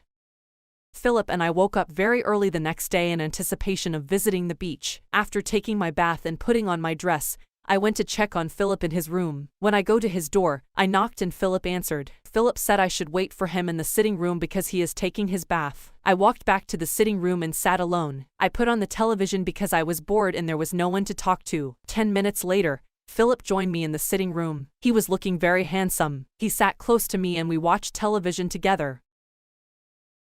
20 minutes later, my stepmom and my dad came out of their room. My stepmom was already prepared while my dad was still not prepared. My mom went into the kitchen so that breakfast will be ready before my dad finished his preparation. 20 minutes later, my dad came out prepared. No sooner had he sat down in the sitting room than my stepmom called us to the dining. We ate breakfast as a family. After eating breakfast, we walked straight to my dad's and drove off to Miami Beach. We left home at exactly 10:20 a.m. and we arrived at Miami Beach at exactly 11:50 a.m. Miami Beach is a good sight to behold. It has a beautiful environment. Fun seekers from all over the world were gathered at Miami Beach. We had a lot of fun. Philip and I played in the water. We ate a lot of things that were sold there. The beach was in a carnival-like mood because it was during a public holiday. We ate together and drank together. We took photographs together too. We enjoyed ourselves as one big family. We left Miami Beach at around 6 p.m. We got home around 7:30 p.m. When we got home, we sat in the sitting room and talked about our experiences at the beach. My stepmom did not bother to go to the kitchen because we had already eaten to our satisfaction at the beach. At exactly 9 p.m., my dad left us and went to his room. A few minutes later,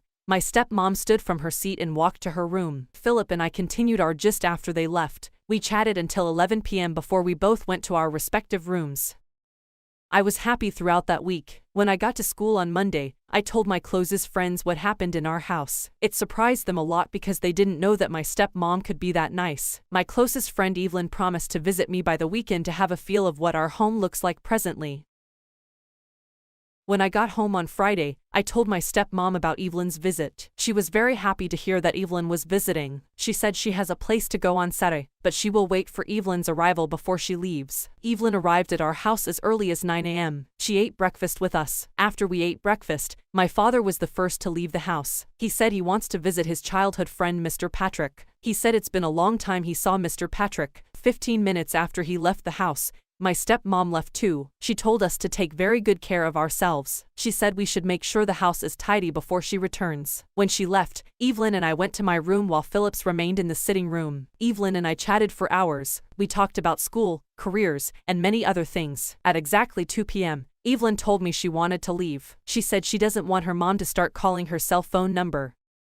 I followed Evelyn to the gate. We hugged each other and we waved at each other. When I returned to the sitting room, Philip was still sitting there. I sat on the couch in the sitting room and we started chatting. Philip began to ask me about my friend. He asked me how I met Evelyn and I told him that she is my classmate and my closest friend in school. He asked me a lot of questions about Evelyn and I gave him answers according to what I know about her. The last question that Philip asked that made me realize that he had an interest in Evelyn was when he asked me whether Evelyn has a boyfriend. I said since I know Evelyn, I have never seen her with any man. I said we used to talk about men like girls do, but none of us has a girlfriend. He said what if she has and I don't know. I said Evelyn is my classmate and my closest friend in school. I said there is nothing that Evelyn will do that I won't know about. I said if she has a boyfriend, I will be the first person to know. After I answered him, I asked him why he asked me all those questions about Evelyn. He said it seems he likes her. I asked him if it seems he likes her or he likes her. He said he likes her. He said he wants me to help him talk to Evelyn since we are friends. He said Evelyn will listen to me better than him. I said I will do my best. He promised to buy me a very nice gift if I talk to Evelyn on his behalf. He asked me what I want as a gift. I said I want iPhone 12. He said if I am available to convince Evelyn to date him, he would buy me iPhone 12. As soon as I heard that, I started thinking of the strategy that I will use to win Evelyn's heart for Philip. I didn't want that iPhone 12 to pass me by. The next day in school, I took Evelyn to the school's restaurant during the break. I bought her chicken and wine. After she finished eating the chicken and wine, I told her that I have something important to tell her. Evelyn said she knew something was fishy when I bought an expensive chicken and wine for her. She asked me what I wanted to tell her that made me spend an expensive amount on buying chicken for her. I said I want to tell her about my stepbrother Philip. She asked me what happened to Philip. I said since the day she came to our house, Philip has not allowed me to rest. I said Philip has been disturbing, that he likes her and he wants to date her. As soon as Evelyn heard that, she busted into laughter. She said she laughed because Philip saw her that day and he didn't tell her anything. She said if he loves her as she claims, he should have been the one to approach her. I told Evelyn that Philip that I know is very. I said he doesn't have the charisma to talk to a girl. I said that doesn't mean he is weak. He is just like that. I said to Evelyn that she cannot find anyone better than Philip. I said he is the best she can find anywhere. I reminded Evelyn about the role that Philip played in reuniting our family. Everything I was doing was because of iPhone 12. Evelyn said she has heard what I said. She said she will take her time and decide on what to do. She said she will get back to me with her final decision. I told her that I will be waiting to hear from her. While we were going home on Friday, Evelyn said she will come to our house the next day so that she can see Philip for herself. She said if she sees him, maybe he will be able to talk to her himself. When I got home, I met Philip in the sitting room as usual. I told him that I have talked to Evelyn and she has decided to visit us the next day. I said he should do everything to convince her. I told him that I have done the difficult part of the job. I said what is left is just for him to add to what I have done. I told him that the main thing Evelyn wants is to hear it directly from him. I said if he tells her himself, she will accept immediately. Philip thanked me. He said he will do his best to convince her when she comes too. While I was walking into my room, I kept remembering Philip about his promise. Philip said if Evelyn agrees to date him when she comes tomorrow, I will get my iPhone 12 by Monday. Evelyn came to our house at exactly 11 a.m. on Saturday. When she entered the sitting room, I deliberately excused myself from the sitting room so that I can leave her with Philip. I went into my room and hid behind the door so that I can hear their conversation. 5 minutes after I left, Philip and Evelyn were looking at each other without saying anything. The anger that was in me from where I was watching them couldn't be quantified. After some time, Philip began to initiate a conversation with Evelyn. He started by asking Evelyn about her academics. Evelyn answered him well. Next, he moved to what Evelyn likes and what she dislikes. Evelyn said she likes reading and traveling. Philip said he also likes reading, but he doesn't like traveling. He said he is always afraid of an airplane. Philip moved closer to Evelyn and began the main conversation. He asked Evelyn if I have talked to her about anything. Evelyn told him that we are friends, so we talk about a lot of things. Philip said what he was trying to ask her was whether I have talked to her about him. Evelyn said I have talked to her about him, but she wants to hear it from him. Philip said if she wants to hear it from him directly, then he will say it. He told Evelyn that she captured his heart since the first day he saw her. He said he has seen a lot of girls, but she is so special. He said she is better than all the girls he has been seeing. Evelyn smiled. She said that is how a lot of guys do when they want a woman. She said if they get what they want, they will change their attitude. They would forget about all the promises they made when they were wooing the girl. Philip said he is not like that. He said he is ready to stand by his words till the end of time. He told Evelyn that he loves her and he wants her to become the mother of his unborn children. I could not be more proud of Philip from where I hid. I was enjoying the way he was putting his sentences together. After going back and forth, Evelyn said she has heard what he said. She said she will look into what he said and she will give him a reply as soon as possible. A few minutes later, I came out from my where I hid pretending like I didn't hear everything they said. As soon as I entered the sitting room, they kept quiet as if they weren't talking before I came in. After a few minutes, Evelyn told me that she wanted to leave. I asked her why she was leaving so early. She said she has some laundry to do at home. She said she will also help her mom in the kitchen. When she walked out of the sitting room, I followed her immediately. I asked her whether Philip was able to talk to her. Evelyn said Philip told her what she wanted to hear. She said she was very impressed with the way he put his sentences together. She said she likes him. She said she wants to take her time before she gives him a reply. I quickly interjected when I heard that. I said she doesn't need to keep Philip waiting anymore since she claims she likes him. Evelyn left after we talked at the gate. I hurriedly walk into the sitting room so that I can talk to Philip too. As soon as I entered the room, I walked straight to Philip. I asked him how it went. I pretended like I didn't know what happened. Philip said he knows my friend would have told me what happened. I lied to him that I didn't ask her because she was in a hurry. Philip said he was able to express his feelings to her. He said he told her his mind and he hopes she will yield to his demand. Philip said Evelyn promised to get back to him as soon as possible.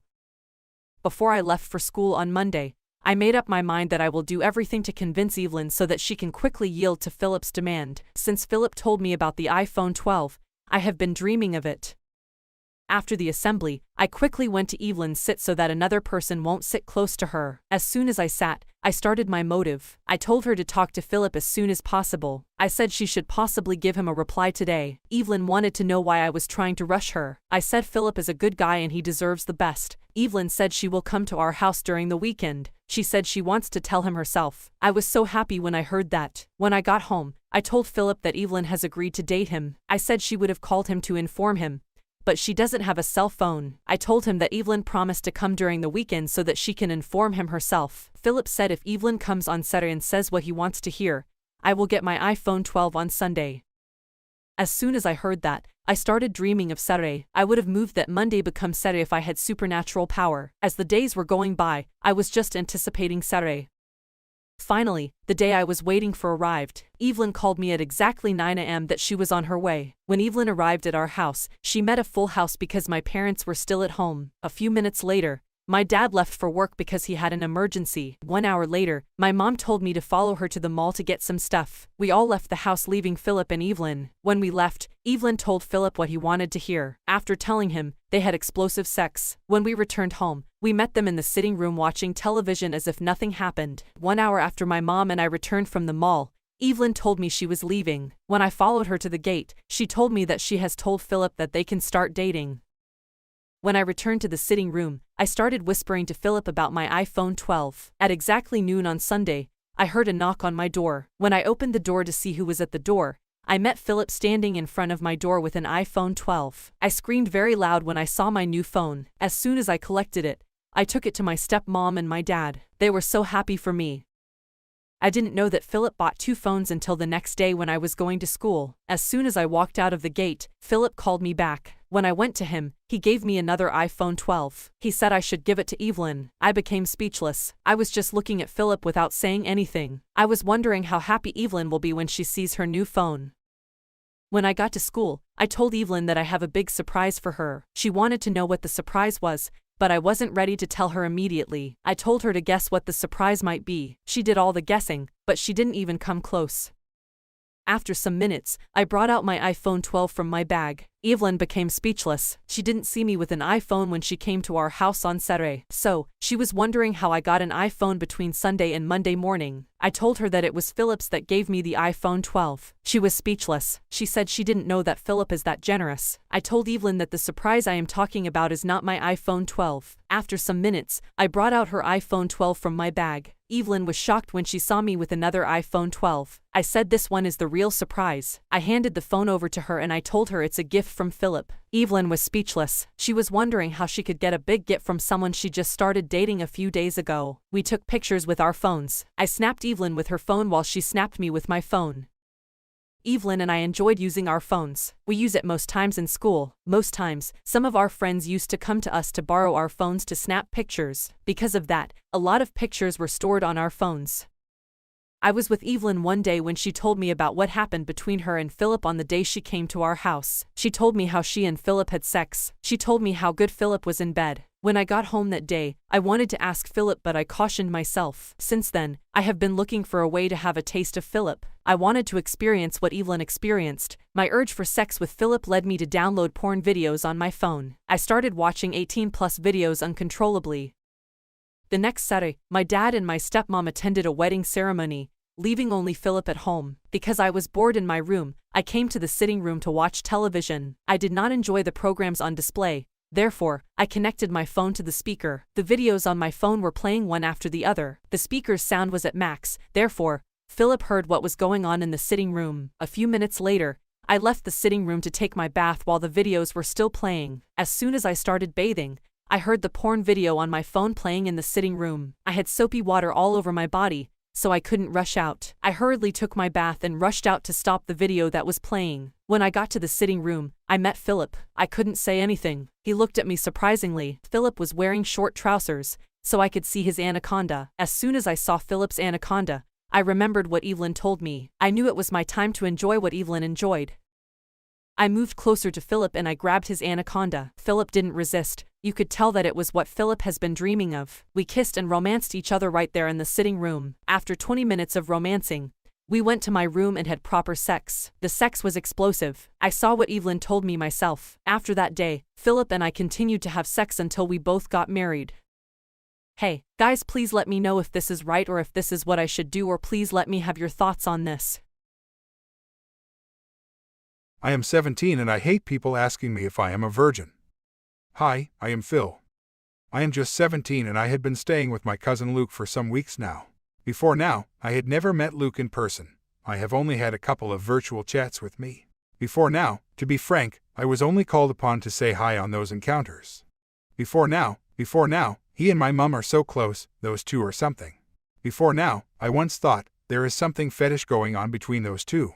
Before now, I haven't written that off yet.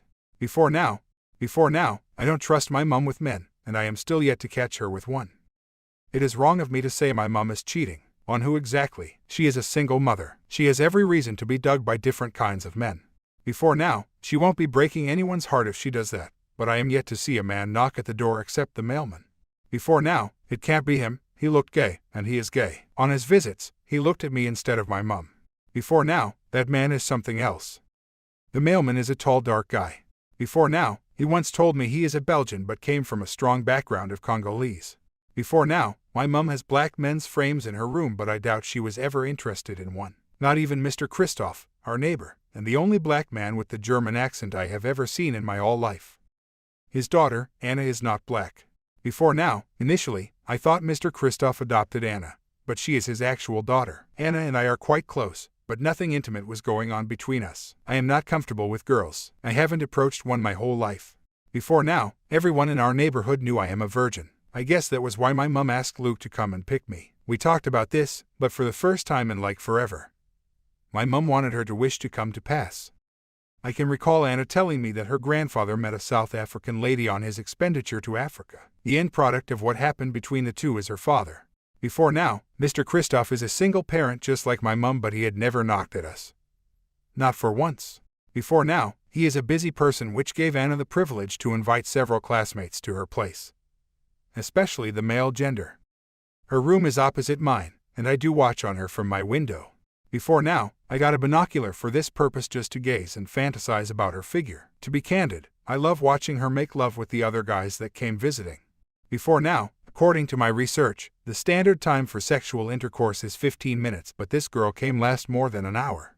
Before now, once a guy is done, she gets another in. Sometimes age rocks 2, 3 guys at the same time. I guessed she found out, but she had never mentioned it. Before now, she never asked me to come to see her in her room too. Before now, she once told me, "You're the most real guy in my life. That doesn't sound like I am interested in you." She preferred the friendship, but I can't say I do. Due to watching her, I started jerking off. Before now, I imagined her and stroked my penile muscle. Before now, my commonest commodity was now toilet rolls. On the stall one day, the salesgirl was looking at me with a weird face because all I came to buy were toilet rolls. "They're my mum's," I said. She scoffed. Over time, I realized watching Anna do her thing is toxic to me. So I ceased looking at her, but I couldn't control the huge again. My head kept looking for holes to dig. Before now, I had now become an addict. Who will set me free from this? Before now, I didn't tell my mum about it, but she surely knows. She might not know how I got sensitized into doing it, but she knew how I started. Before now, if you also think it was Anna's shape and curves that caused it, you're also wrong. I can't say this is what he does for a living, but Luke knows how to get a party started. Before now, since we had been living together, we had grown to understand ourselves over the weeks. Before now, Luke isn't all bad. He is a good person to be with, but not for me at this time. Before now, Luke has so many acquaintances but not a single friend. I wonder how he does that. Before now, he will always say, "Don't get too close to people. Once they're close, they will get the edge over you." It still doesn't make any sense to me to date. Living with Luke at the beachside is an idea. I can't tell if it is a good one or a bad one. Our relationship is kind of toxic to me, but Mum said that is what I need for now. Before now, all my life, I had lived with my mum until now. She had never seen anything wrong with me staying with her until when I finished high school. "You need to stay with a man to understand what men are built for before you finally go to college," she would say. Here I am, living my mum's dream for me. Before now, I kind of like the idea now. I am the newest guy in town in the city of no shame. Before now, it is normal to go in public and hit a lady's buttocks cheeks, or even go ahead to squeeze them, without anyone bringing up harassment as a topic. Before now, the guys in this new environment don't have any other thing they do. All they look for is to hit their waist hard on some soft buttocks, and the ladies just want to ride the guys. Things seem balanced here. Everyone knows what the other person wants and they are ready to give it to each other. Before now, this is the only society where no one has any reason to rape. Before now, if a lady turns you down, another will give herself to you without you asking. Before, it was difficult for me to adjust to how things work here. Before now, all my life before now, a guy had to approach a lady and so some talking, and then she might give him what he wanted or not. That's normal. At least not all guys that talked to Anna ended up on her bed, but most did. That's for sure. But here, all you have to do is go straight to the point. If you are that good, you can get up to 5 ladies before the end of the day. Being a virgin is not a virtue here, to live in this community. You need to get laid. Before now, when I entered, I was the only virgin I know of. Before now, not even Gina, the bartender's daughter. She's just 15 and she's pro in her league. If she hadn't handled me, I would not have believed myself. She is good with her mouth and her throat is so stretchable. Before now, she even swallows the whole thing and thank you for it. What a polite girl. After just a week of staying at the beachside with Luke, I had already forgotten about Anna. Don't blame me, you would have done the same too. Before now, I have so many girls to fantasize with. Before now, I am always hard all day, even while I sleep. I can't get my head off what I am seeing everywhere. Before now, nothing is hidden here, you can just look out from the window and start releasing. Before now, I don't have to stroke myself anymore. Here the imagination is real. While I was still with my mum, watching Anna wasn't enough for me anymore. Before now, I started visiting the web to watch videos. Before now, this made me jerk off so many times a day. Before now, my mum noticed but saw it as the norm and never made a fuss out of it. Before now, she didn't discourage the habit, neither did she encourage it. Before now, that had become my new hobby. She would enter my room, find me at the moment. And yet, excuse me, before now, I became so popular on one of those sites that they started sending videos to my emails. Instead of this to cure my urge, it increased it. I don't know the reason for that. It was me all the way. Before now, I love the opposite sex more than I love myself. I could recall vividly that as a small child I watched romantic movies with mum and she always allowed me to cuddle her. Before now, she didn't see anything wrong with me watching those movies with her. I got fond of those types of movies, which I made sure are the only kind of movies we have at home. While my mates at school got intrigued by action, thriller, fictional and animated movies, all that got my attention was romantic movies. Before now, while still a small boy, I had started looking at the girls in such a tempting way. Before now, I see beyond their clothes while just looking at them. Maybe that's the reason I didn't do well in my academics. Before now, that was what led me to peep at Anna. The girl is innocent of my crimes. I am the culprit of my predicaments. At Luke's place, there is no television or internet. Before now, I cannot remember the last time I used Facebook. All he does is the club from the sunrise to the sunset. Before now, I didn't know Luke so much before now. My mum spoke highly of him on things that doesn't matter. Before now, sometimes I thought my mum had been having intimate affairs with his nephew. Before now, but this is not feasible either. Luke lives thousands of miles away and mum never lives home. She is an artist and she had transformed the garage into her workshop. She only goes to the stores to buy groceries. Before now, the other place she visits that often is the art stores to buy her pieces of equipment. To be frank, she's good at what she does and her imagination is wild. Do you remember the frames of the black men painting in her room? Those were his drawing. People love her paintings and she had attracted so many customers for herself. Before now, she is talented, she deserves the credit. Before now, when I was younger I had also had an interest in artistry. Before now, I started drawing with crayons and color sticks. Before now, my mum will frame my little paintings. Funny enough, people bought them, not just young kids like me. But the elderly ones also find them attractive. Now, I am a good painter myself. Before now, I single-handedly made the designs of my high school since I had been in the 8th grade. Before now, I had participated in a few competitions myself and won some medals for myself. I have an online page where I use my creativity for money. Before now, my brain was doing things the right way before Anna stepped into the story. Before now, I am not proud of the day I met her. I left my goal and started chasing after fables. Is she to be blamed? Before now, no, it was all me and I hold myself responsible. I had learned graffiti by the way. Before now, it is more fun painting on the walls with some color sprays. My mum did not buy this idea, since I had changed the whole wall to something else. Most teenagers stop by at our walls to take a few shots. Before now, but this time, my mum was not so proud of me. She said I had a child's imagination. Before now, according to her, paintings don't just depict the painter's imagination. It also describes the painter's mind. Before now, I wonder what my mind looks like. My mum is fond of speaking mysteries. Before now, her idioms looked as if they would make sense but made no sense eventually. Before now, she laughs at me whenever I showed her weird faces. She would say as my mind developed, I would understand them. Before now, these days, when I recall her idioms, I smile, they now make sense. I asked Luke about his girlfriend. Before now, he has not shown me one. Before now, and he had shared the bed with nothing less than 15 ladies since I have been with him. Before now, some had come here more than once. He is terrible. I barely sleep at night and there is nothing to distract me. Before now, no TV and no internet. Since my arrival, all they do here is to party in the afternoon and club at night. Most people come here for holidays. In my few last weeks, I have seen several faces already. Before now, Luke once told me, you might not remember the face but don't forget these two things. 1, the backside, and 2, how you were rocked. Before now, I wonder what that means. Before now, the other few here work around. It is either they work at the beach as instructors or as safeguards or they work in bars, grocery stores, salons, music stores, and other necessities stores. Before now, nothing much happens we're outside the holidays. Luke has a great connection with one of the bar owners. Before now, he is not the manager nor the bartender but does all those things and gets paid for it. Before now, he is the symbol of attraction at the bar and almost everybody knows him. Before now, it was as if he has been here his whole life. Before now, I heard he graduated college a year ago. Is he not supposed to be working with a white collar? Before now, I am not a fan of Luke but he is good with ladies, to be frank. When I got to his place, I made it clear that I was asked to come to live with him, so that I can find my path. He laughed scornfully as if I had spit on his face. He told me, you are here to learn how it works in college. How what works in college? He drew a calendar of 30 days with me and told me to summarize my day by drawing out symbols on the space provided.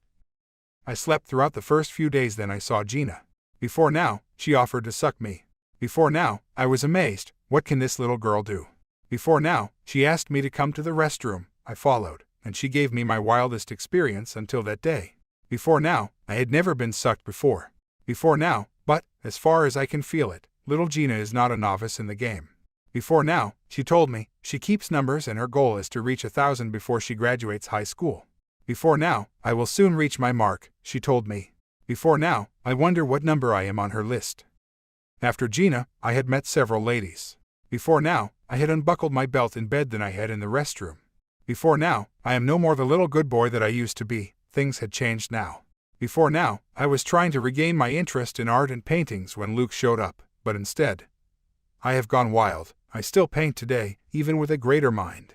Before now, but all I paint now are images of women who had gone naked in front of me. Everything has its own ups and downs, but now I could not tell if I am enjoying life or I am wasting my talent. Before now, I do not know right from wrong anymore. Before now, I just wanted to live this life and enjoy every bit of it. Before now, Luke is very good at persuading people to do things they don't plan to. I guess that was the reason he is so close with the bar owner. Before now, he studied psychology in college. He is a good student according to what his parent had told my mum over the phone. Before now, he is not using this knowledge right as far as I am concerned. He is so good at understanding and predicting people, which has won him so much luxury and fame. Before now, to be truthful here, he is not a good mentor. Before now, I had spent more than a month at his place and he has never mentioned anything about his career nor has he said anything concerning mine. What is he doing with his bachelor's degree? Before now, he gets paid for doing things I would do for free and get laid all night. Little did I know that Luke had been conversing with my mum on phone telling him about my progress. Before now, my mum's plan for me is to live it wild before going to college. Why will she do that? She told me herself when she called as she usually does. Before now, that fateful day, she asked me the most unexpected question. Who is Gina? Before now, I was stunned. Before now, who is Gina? I rebelled. Before now, don't be naughty, she rejoined. Before now, how did you know about Gina? Before now, I asked. Luke told me about Gina. Luke had told me about everything, she replied, and Gina seemed to be the interesting character in his stories. Before now, so Luke was not just giving me tips on how to reach for a girl's panties, he is also updating my mum about the progress I had made. Okay, I explained to her how Gina and I met and our journey so far. Before now, I made her realize that I was not proud of it. Before now, Gina is 2 years and a few weeks younger than me. Before now, I felt like I had taken advantage of her. That doesn't sound true. Before now, I promised my mum that I would not try that with a little girl anymore. Never. Before now, she laughed. It was so obvious that it was fake. Before now, she then said, to get the actual target, the vulnerable must be used. It was like she didn't get what was going on. Before now, I was not the hunter here. To be frank, I was the one been hunted. Before now, Gina with all her skills and experience could not be vulnerable. I am. Before now, I had been every lady's prey since I got here. People don't care if I enjoyed it or not anymore. They just wanted to satisfy their urge. Before now, no one knew. I didn't have so much experience myself. The only ones I had were Anna's and her dolls and the web. Before now, I haven't even dug a lady before. Before now, that was the reason my mum asked me to come to live with Luke. I don't know much, but I guess she is tired of picking my wet and sticky toilet rolls from the floor. Before now, she wanted me to stop fantasizing and start the real thing. Before now, I remember her asking me if I now know the difference. Before now, I told her that I still haven't found out yet. Getting laid, sucked, and licked is common here and everyone except me to all I know had 3 out of 3. Before now, for me, getting sucked is okay. Within just a few weeks, I had squeezed more lemons than the actual ones and sucked on them that a newborn baby would have.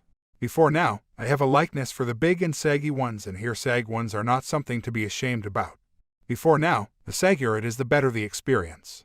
Before now, I had gotten so many ladies disappointed for not reaching for their holes. Before now, but I am determined to keep my virginity. Before now, I am a Christian and I don't want to cross the line, that is if I haven't already. Anna had been calling me of recent, remembered. She said I was her favorite opposite sex. Before now, this had started recurring to me. Before now, was she asking to make up with me. Before now, she told me things that did not concern me a bit. She told me she would be going to Namibia to learn the ways of her ancestry route.